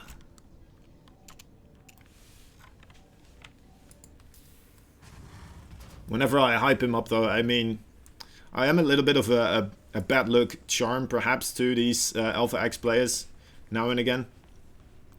I don't always do as well when I'm casting. I'm sure it's the nerves. It's all the nerves, but still. We're gonna have to wait and see if that curse can be broken here. And can Estrella be the first one to move on in this first group bracket? Of course, Clem might have something to say about it. might still have different ideas. Both these players going for the macro openings. Very, very solid choice, honestly. Wouldn't be expecting much else on Thunderbird, to be fair. Except for maybe when we see Fantasy playing against the Zerg. Don't know if you guys got those games. We did them earlier today. They're still on the channel. Maybe if you haven't had enough StarCraft 2 after all these games from today, then I'll remind you later on that we still have that VOD to be watched as well. I'll help you think of that later on as well. I mean, we still have so much to go anyway, so no reason to be watching that one now anyway. Clem and Estrella, the winners match still. 2 other best of 3s behind this one as well, guys. A Stargate will be the choice of technology here from Estrella. Again, so even in the TVP matchup, truly enjoying his Stargate play right now, it would appear. As in the bottom right side, we have Clem finally finishing up that command center, of course. Factory with the tech lab here. Most likely will be making a Cyclone, I would imagine. Actually, what is this? An armory being proxied. And then it's factory with a tech lab. This couldn't be a drilling class for the Widow Mines, could it? Widow Mine? Am I going crazy again? Is this just a Hellbat drop and I'm just an idiot? I don't think it is. Pretty much every time when I see this, I think it might very well be that drilling class upgraded Widow Mine drop. He is still firstly going for that Cyclone though. The Cyclone defensive, very strong. And there's the drilling class upgrade coming out for Clem. Should be able to, you know what, multiply the lethality of those, you know, pesky little Widow Mines. And then Estrella's going to have to put so much more effort into cleaning them up as well. The Oracle should be able to deal with them, but if he is going to be very aggressive with it and he overcommits into somewhere in the Terran base where the Cyclone can jump on top of it, I mean, that could be taken down very quickly. And then, you know what, depends on if he makes more Oracles here. I guess he does have 2 Oracles. He already has 2 Oracles. He's saving them up as well here. Just clumping them up. Look at that. That's so sneaky. 3rd Oracle on the way. Twilight Council on the way also. As Clem is just in his main base here. Waiting for the 2nd Widow Mine and his medevac to finish up. And then gonna be trying to get some damage done on the other side of the map with this. Alright, the Oracle's now flying over. Could be very, very lethal here. There's quite a nice amount of Marines, but even this amount of Marines should be able to get killed off by those Oracles. Of course, he needs the Cyclone there to help out as well. But in they come. Alright, Oracles now jumping right on top of that mineral line. Killing off 2 workers so far. Okay, okay. I mean, Stray not managing to really get too much done here. The Cyclone killing off one of the Oracles already. More workers are going to fall though. Only 3 of them. Oh my dear lord, if he loses another one. I mean, that was a very solid defense from Clem, I have to say. And maybe I just kind of underestimated the power of the Marines here. As a Terran player myself, I feel ashamed. But the Widow Mines are here on the other side of the map. Very quick burrow. The Stalkers definitely thought they would be able to catch that one before they did burrow. But then the drilling claws catching him off guard. And killing off 6 workers here. Now I has to wait for that observer to come out and play. And he's going to be able to clean them up before they strike again. But reasonable connection there. Reasonable defense as well from Clem. So Clem, overall, I'm liking his position to start things off with. Would like to see him start a... Well, oh wait, there it is. The 3rd base. I mean, I'm liking his position more and more now. And those Oracles on the bottom side here are trying to maybe find another way in. Oh wait, am I missing another drop? Am I missing a drops? More Widow Mine harassments coming in from everywhere, every which angle. That Clem can afford to start sending medevacs through. He is definitely trying so. Has to run away though for those for those oracles. Is he gonna try to lure the oracles after this medevac and then just fly them over the over those widow mines that are already here? Maybe you got the stalkers to blink on top of it. I mean, that would be pretty... No, actually... Oh, man. He got impatient. He got impatient. He showed his cards. A nice attempt there. Now trying to set up... Oh, my dear. You're joking! That's a thing? Oh, my God. That just happened. Alright, beautiful burrow right underneath those oracles. Blowing them up out of nowhere. Now moving in with the bio right on top of this 4th base as Astrea a little bit out of position here. Oh dear lord, that Colossi also very lonely, getting picked off. A lot of the bio is kind of low here, but there's still the Widow Mines here to help out as well. And it's only Stargers and a single sentry to really deal with this. I mean, I think he should still have enough with the blink here as well, but he might still lose the base. He needs another warp in here to really secure victory over these bioforces, and yeah, that Nexus is definitely going to go down. The Stalkers now trying to commit afterwards, and yeah, blinking backwards, recalling those guys back out of here. Oh, losing the 2 observers as well. Very, very unfortunate for Astrea, but Clem on an absolute tear right now, giving Astrea the hell of the Terran Rampage. As he is moving forward once again. 4th base for Clem on the way. There's a Widow Mine here that went off 5 kills on this Widow Mine. Oh my dear lord. After having killed off both those observers, and Astrea desperately trying to bring out Colossi, he's not able to really make more observers. So that is why he's really struggling right now against these burrowed Widow Mines. Just because Clem actually did manage to kill off both those observers, of course. If he still had those observers, this would have been so much easier to deal with. Right now, having this other observer, he could have had another Colossi, of course, but... Oh, Colossus, I should say. Anyway, now he should be able to finally be able... Oh, my dear lord. Oh, my dear lord. More probes going down. How many probes? 30 probes in total. Are you kidding me? Are you joking? 14 probes going down to another Widow Mine drop here. As Clem is just, you know what, getting Astrea to pay attention on the front side of this base here. Killing off that Widow Mine finally.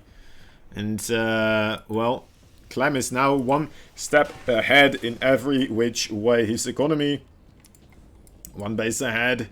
His technology ahead as well. Look at that. Already got the ghosts. Well, the EMP upgrade in production. Should be able to start his ghost production anytime now as well. And Astrea only just now having his Templar archive finish up. Of course, he still might be able to have High Templar quicker than Clem though. But it's going to take a while before they actually have Storm. And actually is just turning him into Archons straight afterwards. Oh, the Zealot found the armory. I mean, it's not the most important building at this moment anymore, but you know what? He's making upgrades with it. He's already getting the upgrades for the Liberators here. And the Vikings too, I suppose. I suppose Vikings also benefit from air weaponry. Vikings, a very good decision against those Colossus, of course. I have to say Colossi now. There are disruptors available as well. So Clem still has to pay attention here. 1 bad hit on top of his forces. And that could be the end of this engagement here. Desperately wants to try and get a good connection on those Colossi with his Vikings. And also maybe a couple of EMPs right on top of the Archons and Zealots. That could be absolutely devastating. The force field's just kind of there to buy time, I feel like. Waiting for more disruptors, more disruptor shots here as well. Wants to try and shoot them out, as it's going to be more difficult for Clem to go down this ramp. Massive EMPs, actually. All the Vikings taking out, well, both of the Colossi there. There they go. I'm not sure what we still have left here for Estrella. Really, there's a couple of disruptors. All his forces still are without shield. He's blinking forwards, though. He's coming in. All the zealots do still have shield, but a massive EMP once again. And now setting up the Liberator Zone here defensively. A quick pull back before he gets hit by the disruptor shot as well. Clem is absolutely on fire here. Look at this. 2-2 upgrades for Estrella. +3/+3, but a little bit behind Clem here. Clem already pretty much halfway with that +3/+3. There's another command center, a 5th command center here for Clem. Also ready to go. Itching to be used.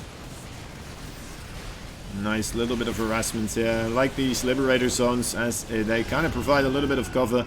The drop forcing the forces of Estrella to move through there, but I think this is the big thing right here.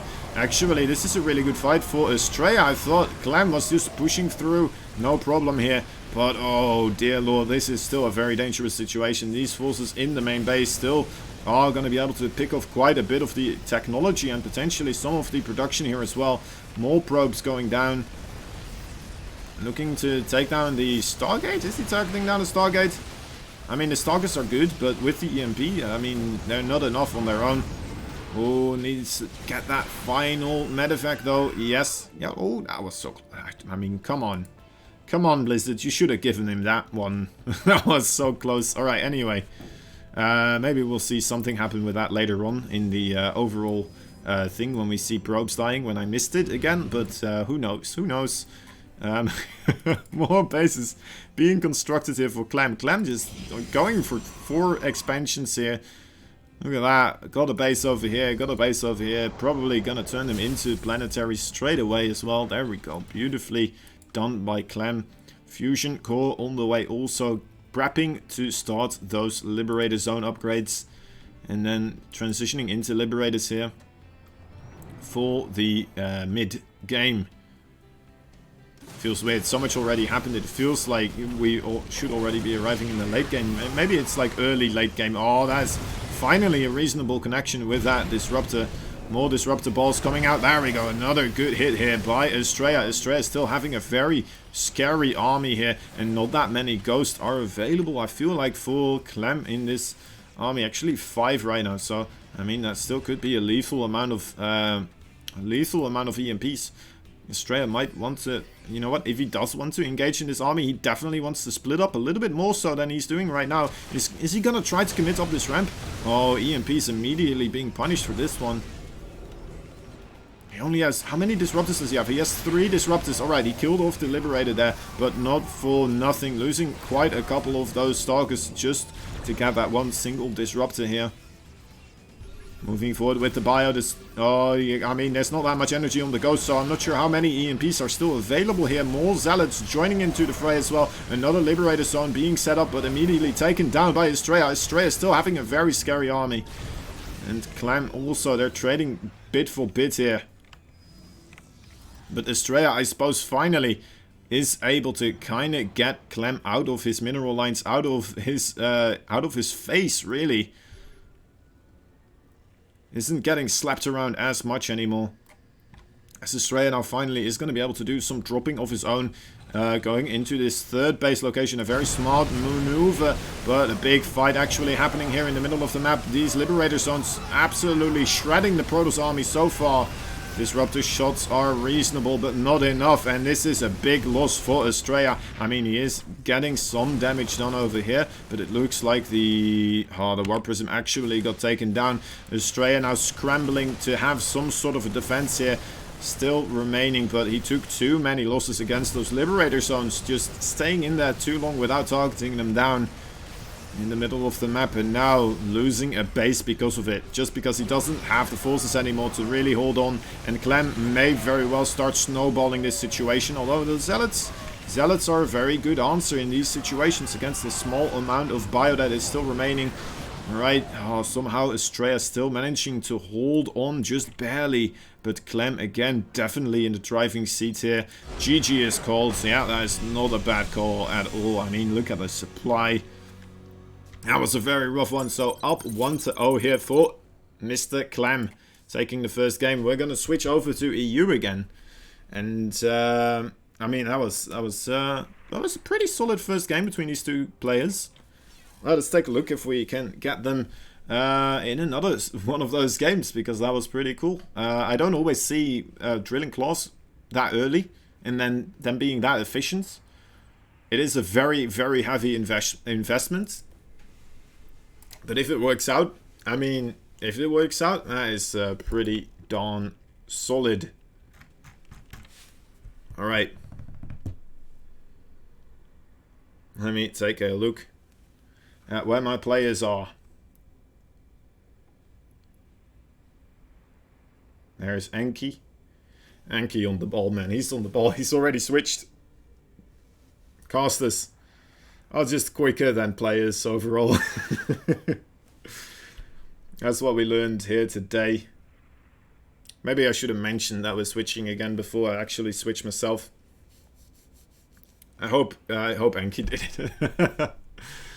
Anyway, what a couple of games we're already witnessing. I'm just hoping we're gonna break the 2-0 things that are happening here now, though. I would like for Estrella to get a little bit of a better game in than that one. Not saying that he played badly there, but I mean, just losing so many probes at the start just because of those Widow Mines there. Okay, Acropolis will be the map chosen here by Estrella. Will do. Make myself a referee. Get my players in here. Clem, there you are, buddy. Enki. Oh, alright. Of course, guys, remember, I mean, I'm going to show you guys one more time. Because, you know what, we can do better than this. Let me see, maybe we did better than this. Maybe I just need to refresh it. Does that work? No, it's still there. Alright, guys. Maturino. We can give these players about 100 if we all pitch in. Just, you know what, you don't have to pitch in. Literally, it's just going to take up a second of your time. You just have to fill in a code. The code is there above the chat. It's, maybe I still have it over here. Yeah, that's the one. APS.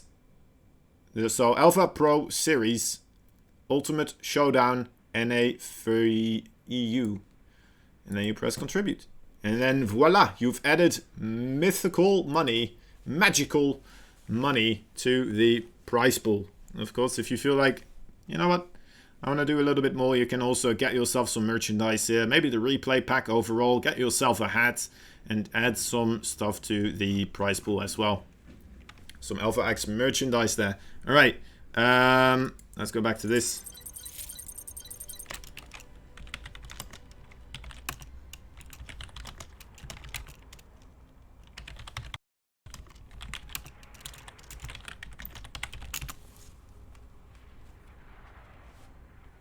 Alright, both players are ready. Here we go. Game number 2 between Clem and Estrella. Can Estrella make his comeback here? Still needing to win 2 games. Clem only a single one, of course. Let's see what happens in this situation. It's gonna be tight. It's gonna be tight. Map choice Estrella, but server benefit towards Clem here. Estrella from America, the west side of America, so definitely had a little bit of a disadvantage ping-wise right now. Wondering if that is going to influence his choice of strategy. Of course, we saw it didn't matter too much against his Zerg opponent, but Clem just proving to be a little bit too much. Anyway, let's start with the introductions in the bottom right side for Infinity Gaming. It's the Frenchman. It is the Blue Terran, Clem. And his opponent in the top left side of the map is the pink Protoss from America and Alpha X. It is Estrella. Beautiful pink little probies mining away at those blue mineral patches. And those blue mineral patches are basically targeting dummies right now because they are imagining probably as they're zapping away that they are blue little Terran units. And Clem didn't get the memo. He didn't paint his target dummies pink. So, right, that's a little bit of a weird idea, Kozem, but that's all right. I mean, it's the early game. We can go on weird tangents here. It's all part of the jam. Nice base.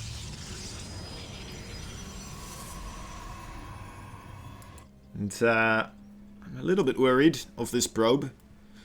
A little bit suspicious. A little bit susp, as some people say it. I feel like we might be seeing a second pylon being thrown down there. And then potentially we're going to see some cheeserono. Some dairy being thrown out here in map number 2. Is it going to work? It looks like positional-wise, it's very likely to be a Stargate. Clem trying to wiggle this SUV through through every little crevice here, not managing to find a way in. There it is. There is the Stargate now being created. Of course, already you'll have to be a little bit suspicious of this full Waldorf. Normally, you wouldn't be that against the Terran to scout your base that much, right? You wouldn't invest a pylon just to deny that very early scout. I suppose it's still pretty good to do, maybe. Maybe you do, actually. If you just have your stuff in the main base, I suppose if you're going Robo, right? I mean, that is a big deal already. If you're going Robo, it's going to be very difficult to kind of move out, and it's going to be easier for the Terran units, of course, to kind of siege up upon your wall here. And you will not be able to do very much about that situation for quite a nice period of time. Alright. Killing off the first Marine here. Clem actually going to go for Hellions first. Hellions, of course, not the greatest tool against Oracles, which are going to be showing up in his base pretty soon. Gonna be healing up those Hellions right now with those SCVs. Nice bit of repairing going down, and immediately now switching his barracks into the reactor. So he's going to be able to get more Marines, but you know what? It's not going to be in time because there's already an Oracle killing every SCV here in the main base. And, I mean, that's a solid start. It's going to run out of energy here. It's killed, I mean, it could have killed 3 more SCVs. Now it's out of energy, so that's a bit unfortunate. But, I mean, the next Oracle coming in pretty soon may be able to just steamroll this into his favor. He's, oh my god, this Oracle is getting quite greedy here now.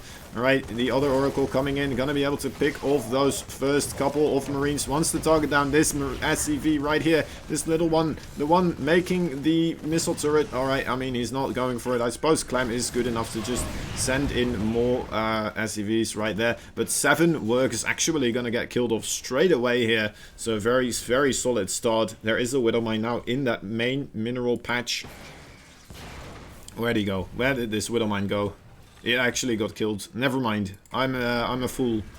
So he's got free reign pretty much now with these 3 Oracles. The 3 Oracles jumping right on top of those Marines. He does manage to pick off one of the Oracles, but still kind of snowballing out of his favor here. The missile turrets are up. How many Marines did get killed? 12 Marines got killed already. That's an incredible amount. As Estrella is just happily droning away. Of course, his own third base isn't there yet. It got quite delayed just because of getting these Oracles out that quickly, and still making quite a couple of stocks in his main base as well. Against any form of dropping. Of course, he did see the starport and the factory here. He saw a Widowmine also. So, you know what? I think that's just a smart way of ensuring that he doesn't just die straight up or lose this advantage that he managed to achieve due to some sort of a Widowmine drop. So, very smart play here from Estrella. Overall, safe, but surely.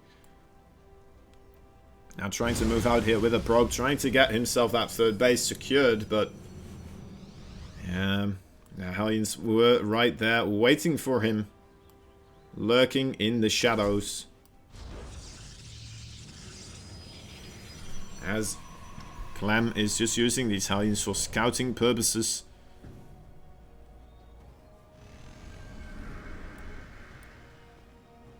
doing quite a bit. Alright, things calming down again. Not that much to say right now, I imagine. We are seeing charge being researched. The third base for at least Estrella is on the way. I guess Clem, you know what, we should probably talk about this. He's just gonna go for one of these very quick 2-base aggressions with mostly bio. 1 medevac only, 13 marines and 4 marauders. Of course, I mean, let's remember, 12 marines also got killed and a widow mine already by those oracles, so this attack would have been so much more dangerous. But now with Zealot's charge right here on the brink of completion, Estrella just needs a short brief moment of time and then he should have more than enough to really deal with this quite handedly. Even getting the Immortal here now as well. 2 Widow Mines joining in this composition. Might consider trying to lift those ones into the main base with a medevac. Alright, actually, just gonna go for the bio into the medevac here.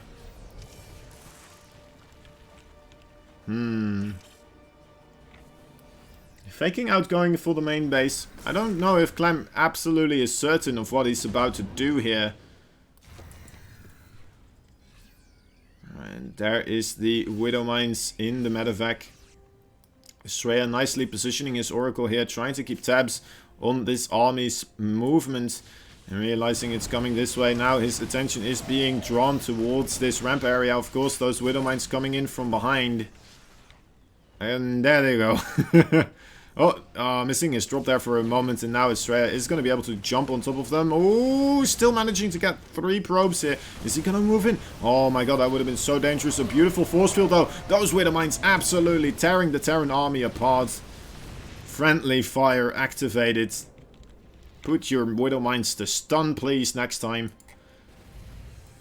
Instead of lethal force, because they just absolutely annihilated that bio force. And now Clem, I mean, how many workers did he kill? He killed 8 workers.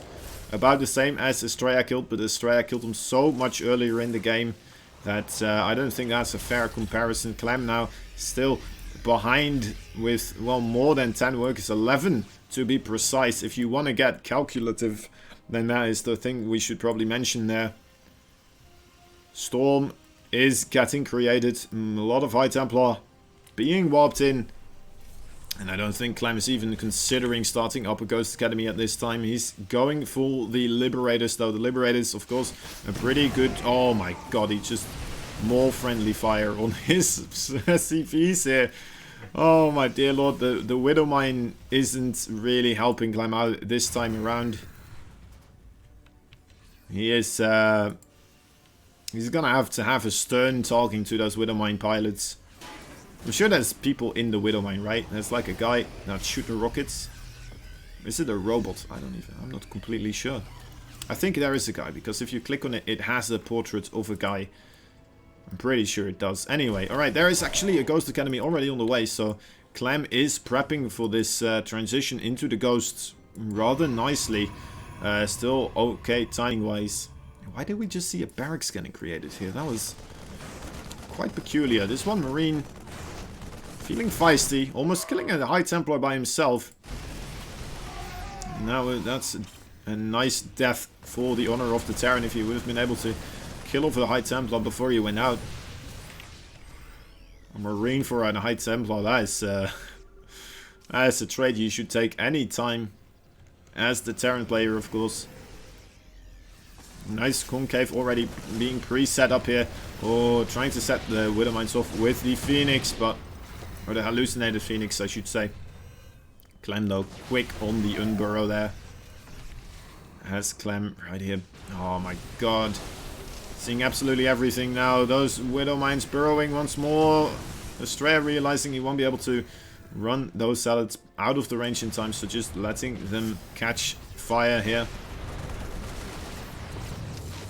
A little bit of a mismicro there on that single Oracle, unfortunately. Does manage to get one more tag on the the Terran army here before things truly went haywire. As Clem now moving forwards again. This is a pretty scary force. He has really good tools in his arsenal now. He has the Liberators, he has the Ghost, Widow Mines as well. How many Widow Mines? Like 5, 6 Widow Mines right here with this force. And actually that is more than 6. That is, that is 7. Close enough. It doesn't matter much anyway. Estrella is in a dangerous situation. Ooh, blinking out of there, right? Just in time, letting Zealots bite the bullet there. I would love to see some hallucinated phoenixes fly over this army. But using force fields instead, trying to catch a couple of those ghosts. Really being able to do very much so. 10 workers did get killed off here. A nice run by from Estrella. Another Zealot moving in just as those forces are running out of here again. Okay, Clem is fully aware that this is happening, but a big drop into the main base. This is going to be it. Maybe, potentially for Clem. This is a Hail Mary maneuver. There's a couple of storms though right on top of it. Zealots are being warped in and charging right on top of this force. Estrella needs to scramble back or find some sort of a damage on the opposite side of the map as quickly as possible. Warping in more Zealots here. That is not a quick warping pylon though, unfortunately for him. That's going to take a very long time to complete, but nicely synced up though with the quick warping pylon. And Blinkstalkers might be able to get at least one full med effect there. But not before he lost quite a bit of production facilities here. 7 works also going down. Let's take a look overall. Losing, I mean, kind of equalizing the units lost tab overall here does Clem with that massive drop in the main base. It's a dangerous maneuver, but if it works out absolutely brilliantly. Stimming down towards the southern side of the map now. Still has to be ever so careful. This Protoss army is hot on his heels. There's more High Templar in this War Prism as well. Oh dear lord, there's Widow Mines there. Estrella blinking right on top of them. More going off right now. Taking quite a lot of losses on those Stalkers there. Right on top of those 3 Widow Mines. Another engagement taking place though. Estrella is begging for Clem to come down that ramp and just give him the opportunity to get those massive storms. Immediately transforming into the Archons as soon as he's out of energy here. Clem, is he going to be able to get something real damage-wise done now? I'm not sure if he has enough forces, but I mean, both these players seemingly just continuously in this battle for dominance on this little bit of land here. Massive EMPs, the entire Bioforce seems very low though. Estrella realizing that is the case, and all his Zealots are charging in, doing quite a lot of damage. And a lot of the Marauders are getting taken care of. Another storm from the bottom, and GG is called here by Clem. Realizing that he just cannot break Estrella. And beautifully played by Estrella, tying up the series once more, as I kind of was hoping for. But that does mean we are going to go into map choice Clem, but once again we'll be on the American surface, so again it's a kind of an equal trade. Kind of an equal trade. We'll have to see though, Clem. Wonder what map he will pick. Will it be Disco Bloodbath? He did very well against Cam, versus Cam. I'm sorry if you're listening. But yeah, did really good on that one previously. We'll have to wait and see what he does right now as well. Alright, let me try to find my place and wait for Clem to pick his map.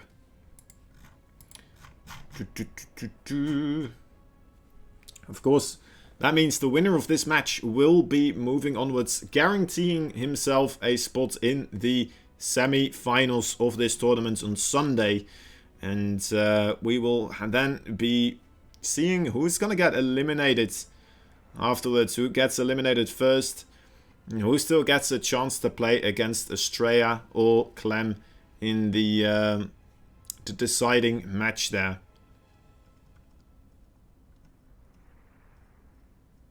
Right. Waiting for Clem and Estrella both actually to switch servers again.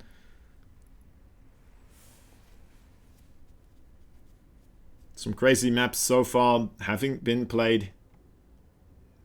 I need to get more in the habit of just saying that we're switching again. Any messages that I need to respond to? I don't think so. No, we're good. We're good. We're doing okay. Alright. Anki is here again. Anki does this more often. Clearly. Let's go on Triton. Alright, Triton, not a bad map choice. Triton. It's probably the map that you could call French the most. Triton. Or maybe. You know what? If you could convince me that's something French. Or Spanish. Or anything else. I'm horrible with languages. About as bad as I am with names. Clem can join our party here as well. Our group of fools. Triton will be the deciding match between these two players.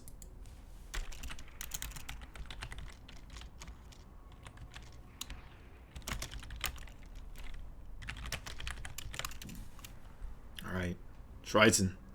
Where the final battle will take place between Estrella, the United States Protoss, and Clem, the European.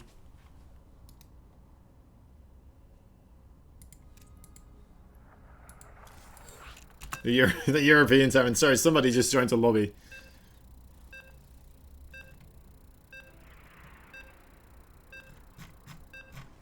Not sure if that was supposed to be there. I don't think so. I don't think Anki had a co-caster here.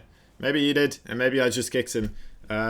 Maybe he's been trying to join all the games so far, and I've just been ignoring him. Who knows? If that's the case, well, I'm gonna feel like a doofus, but so far I don't think that's the case. Anyway, alright. Final deciding game between these two guys. We have, in the top left side of the map, one more time fighting against his opponent here. It's the Blue Protoss player. He is fighting for Alpha X and the United States. He is Estrella.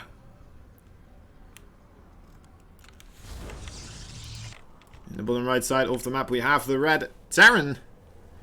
Fighting for Europe and Infinity Gaming. He is Clem.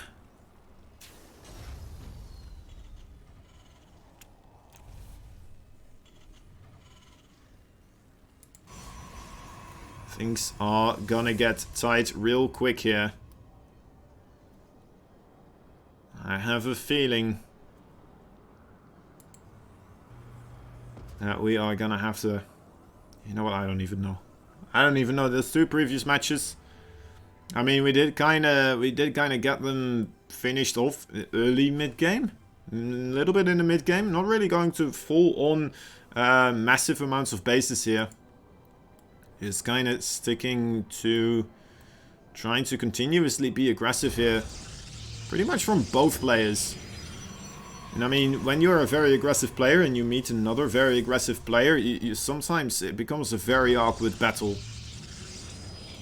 Where you're just both trying to gain the upper hand and trying to... It's like, imagine, you know what, driving a car, but then you have this car being driven by two people, and both people are trying to fight over the steering wheel.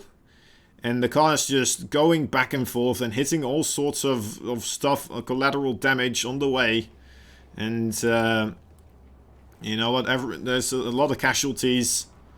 There's a lot of stuff going wrong, and it takes a long time. Or, you know what, maybe it doesn't take a long time at all before you actually reach your destination. Your destination either being the place you wanted to go to, or at least one of those players wanted to go to fighting for that steering wheel, or, well, a ditch just next to the road. That could be your destination as well if you're not careful.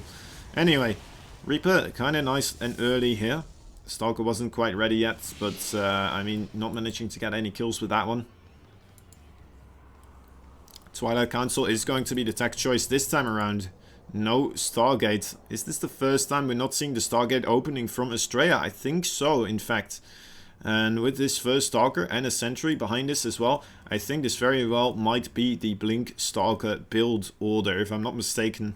I could be mistaken. I've been mistaken before, guys, but I'm willing to put my foot down and say this is a Blink Stalker build. If not, well, then you can laugh at me all you want and say you are the GM Twitch chat that you've always known you were. More Widowmine drops coming out here for Clem, and there it is. All right. Oh, thank you. I put quite a lot of my reputation on the line there. Okay. As the hallucination, trying to figure out what Clem is doing. In fact, should be able to spot those Widowmines before they actually get into the medevac here. Wondering if Clem is going to move those around. I think he did see that hallucinated Phoenix. But yeah, with the Blink Stalkers already available and the potential to get more here quite quickly for Estrella, I should be completely aware now. He sees those Widowmines and he sees the amount of Marines that he has. Oh, is he going to pick up the Marines too? No.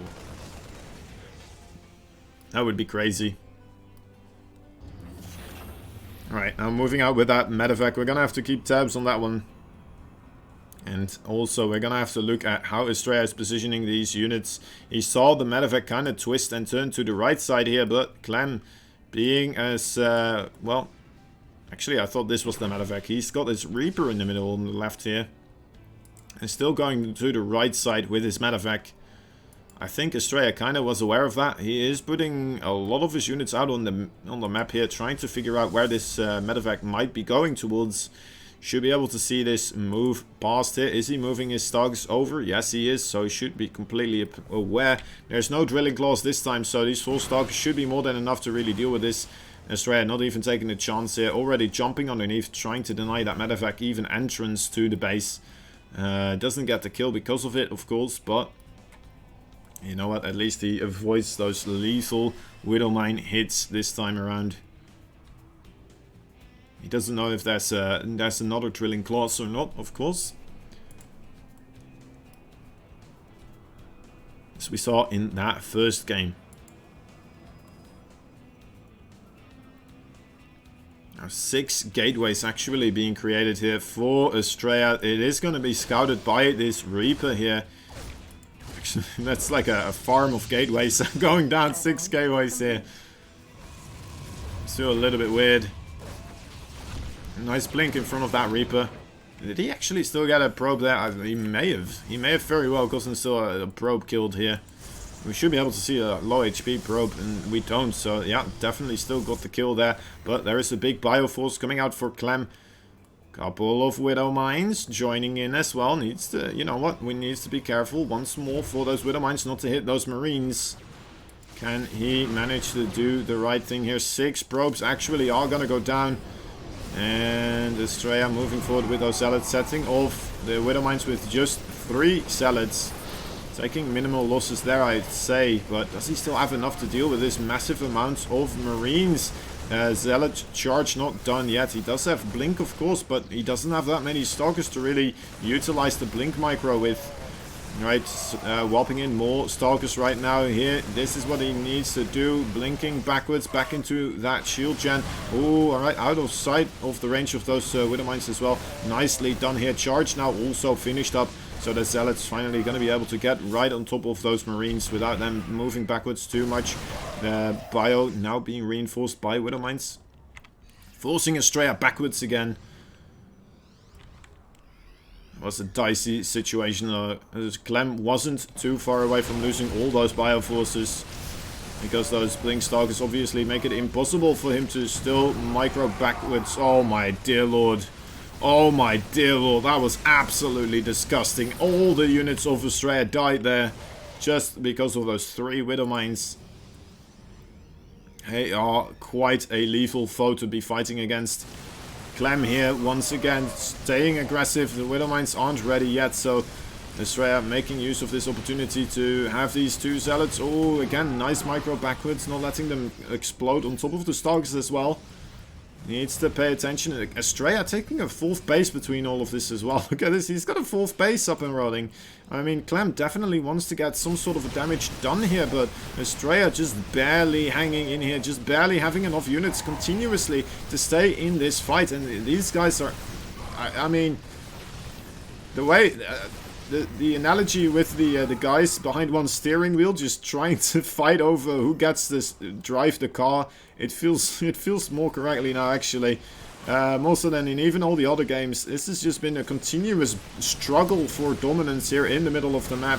The bio forces continuously microing backwards. Widow mines going off again, killing off quite a couple of the zealots, and now this is the time to pounce again for Clem. Moving forward, zealots once, oh dear boy, a little bit of a lazy zealot group there, not wanting to retreat. Either lazy or very brave and stupid, one of those.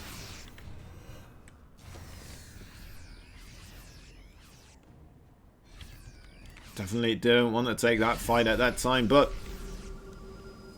Estrella should still have enough with this new warp in here. That's a lot of zealots. I'm not sure how many widow mines are actually available. One more being burrowed right now underneath here. Does Estrella even have enough? I'm not even sure anymore. Trying to make great use of that shield battery. How many gateways does he have? In total, he still has 8 gateways, making 3 extra gateways, in fact. Estrella realizing that he needs to get more units out here very quickly, because this ball, the Clem, is just growing and growing in size. And I mean, this might very well be slowly but surely starting to go very heavily into the favor of Clem with all these. Yeah, there it is. Clem's bio ball just growing too heavily in size and managing to snowball his way to victory here. GG is called, and Clem is our first victor. He is going to be moving on to those semi-finals on Sunday that we've been talking about here, guys. Do definitely tune in then, as well, as we will have the best players, of course, of the tournament. Those who managed to continue onwards on their journey, fighting against each other in best of 5s and best of 7s in the finals as well. Anyway, what server was I on? I'm on America, so I'm already on the correct one. That means right now what we will be doing, we're gonna go into the losers match, which is Cam versus sort of a ZVZ, which I am gonna have to pick a map for again. Alright, okay, what's a good ZVZ map? Guess it matters less so, right? It doesn't matter as much. What if I just pick Winterskate? Just to kind of mess with them. I don't think they would like that very much. So let me see. We haven't seen Ephemeron yet. I think Ephemeron is an alright map. I would like to see a ZVZ on Ephemeron. Let's go with that one. I think that is going to be my choice right now. Are sort of and Cam here right now on the US server. I see sort of here.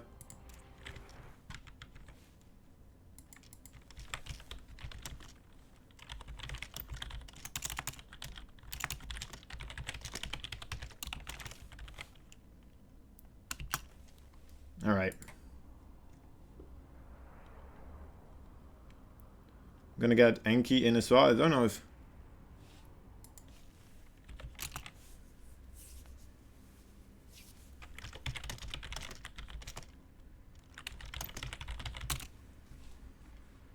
Am I on? I am on US, right? Okay.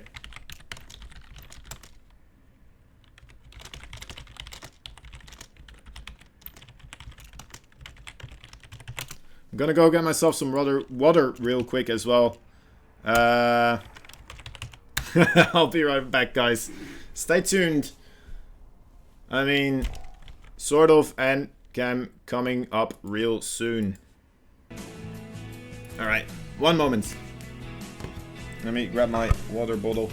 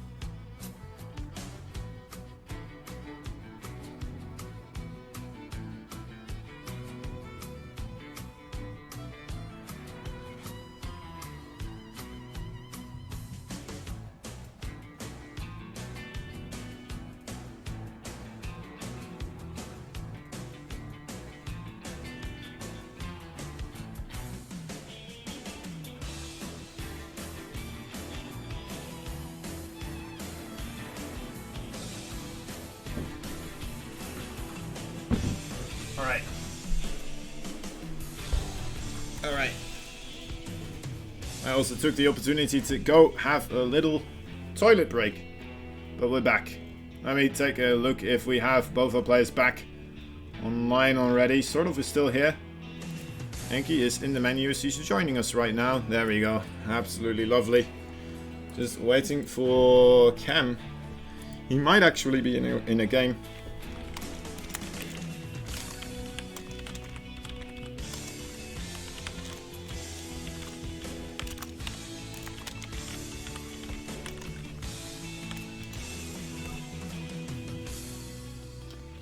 Let's take a look.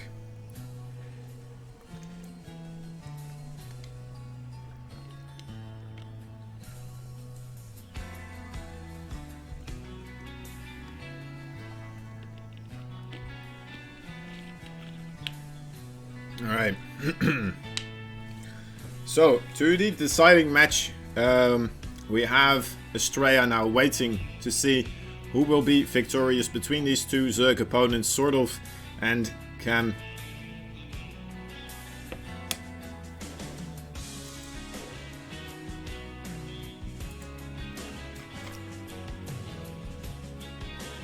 Let's wait and see. Still waiting for a response here.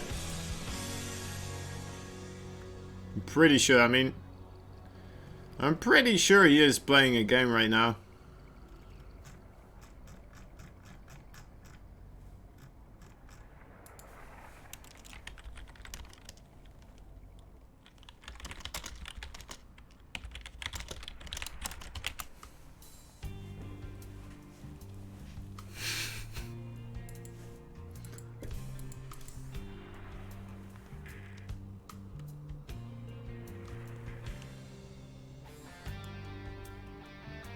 3 minutes of rest.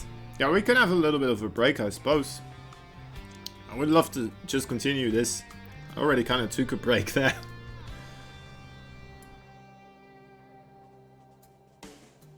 Alright, anyway.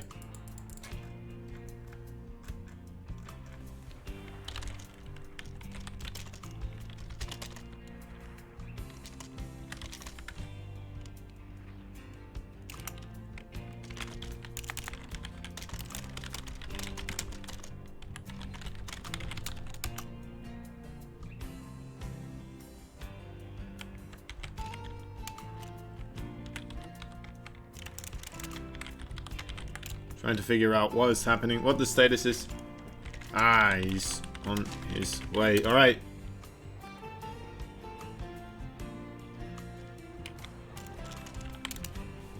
Nice. Okay. Should be able to get things started. I'll wait for Enki to be ready as well.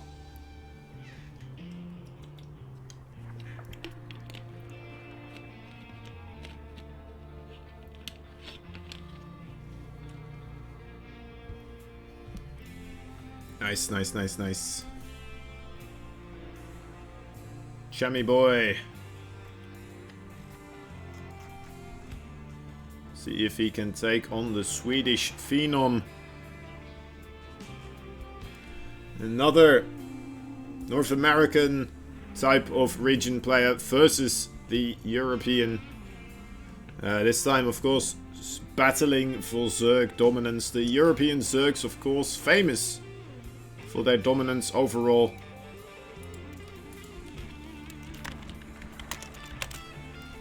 Let's see if he can make that true again, once more, in this best of 3. Alright, alright. Let me see if these players are both ready. And let's see if Enki's ready too.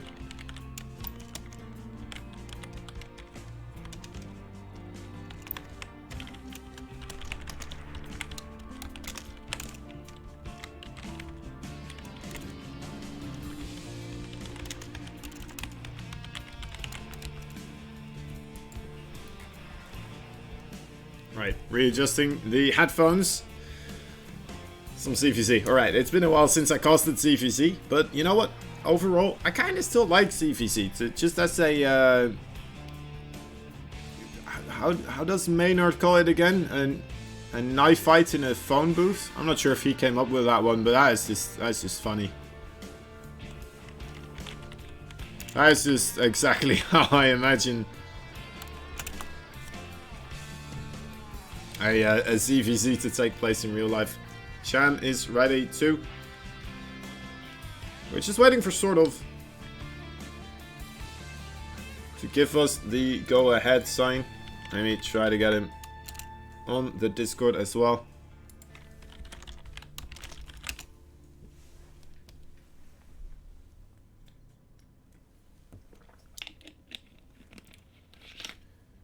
And we will get things rolling. Also get this up to no match history. Alright.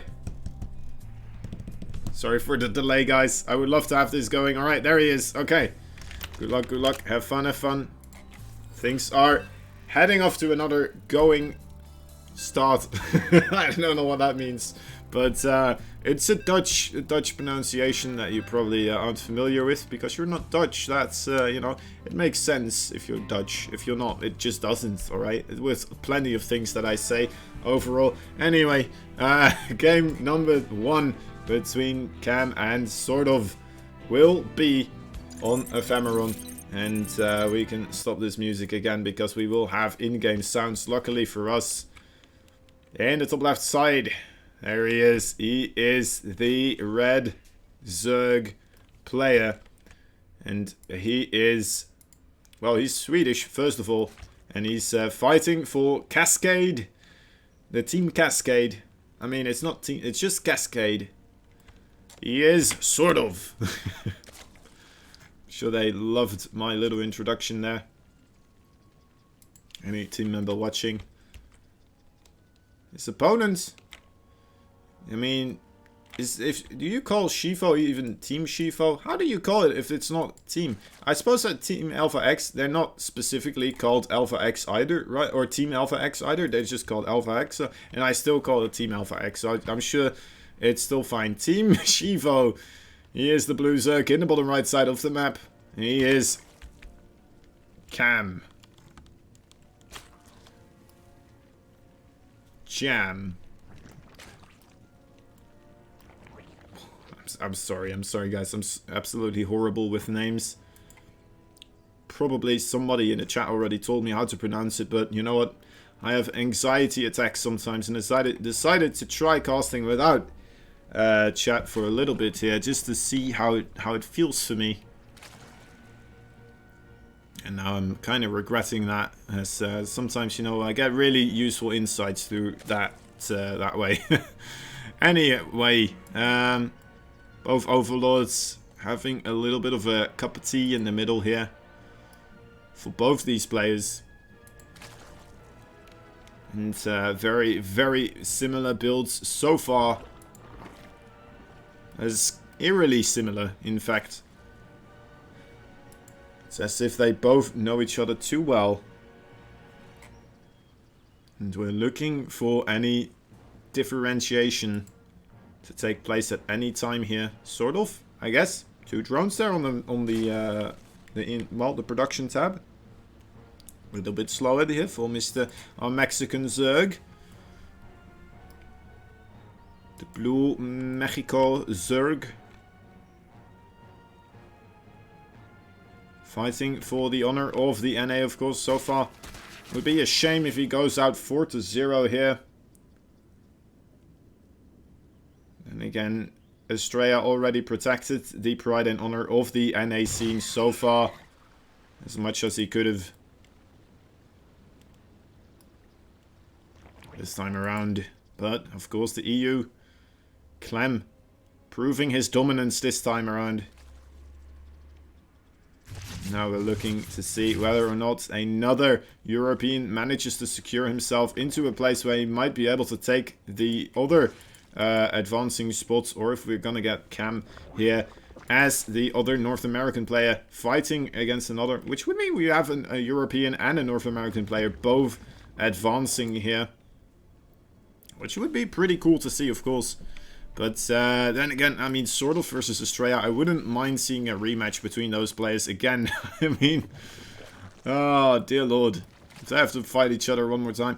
But maybe Cam would be a good one to see play against Estrella as well, though. I haven't seen those two play, so who knows?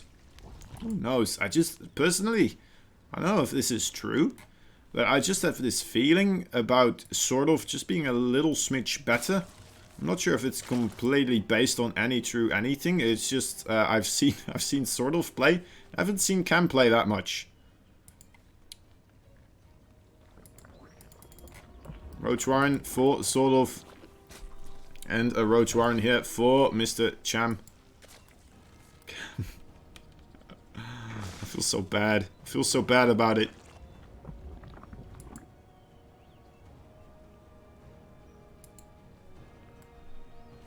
Probably neither of them are correct, so I can just screw up anyway. Lay attack for both these players. Now is on the way too. But everything just seems a little bit quicker here for sort of. Just a little bit nicer, cleaner execution here. Overall for the macro player here. The defensive Zerg and, well, both of them staying rather defensive so far. Just trying to get a really big drone count. And just slightly out-droning their opponents. Neither of them... Oh wait, actually both of them going for the Baneling Nest as well. But neither of them making any Banelings so far. Oh, no, we have 2 Banelings actually. For sort of, so... Not only just slightly ahead in a couple of technology routes, also having invested in those 2 Banelings as well. I guess there is 6 more Zerglings available though for Cam.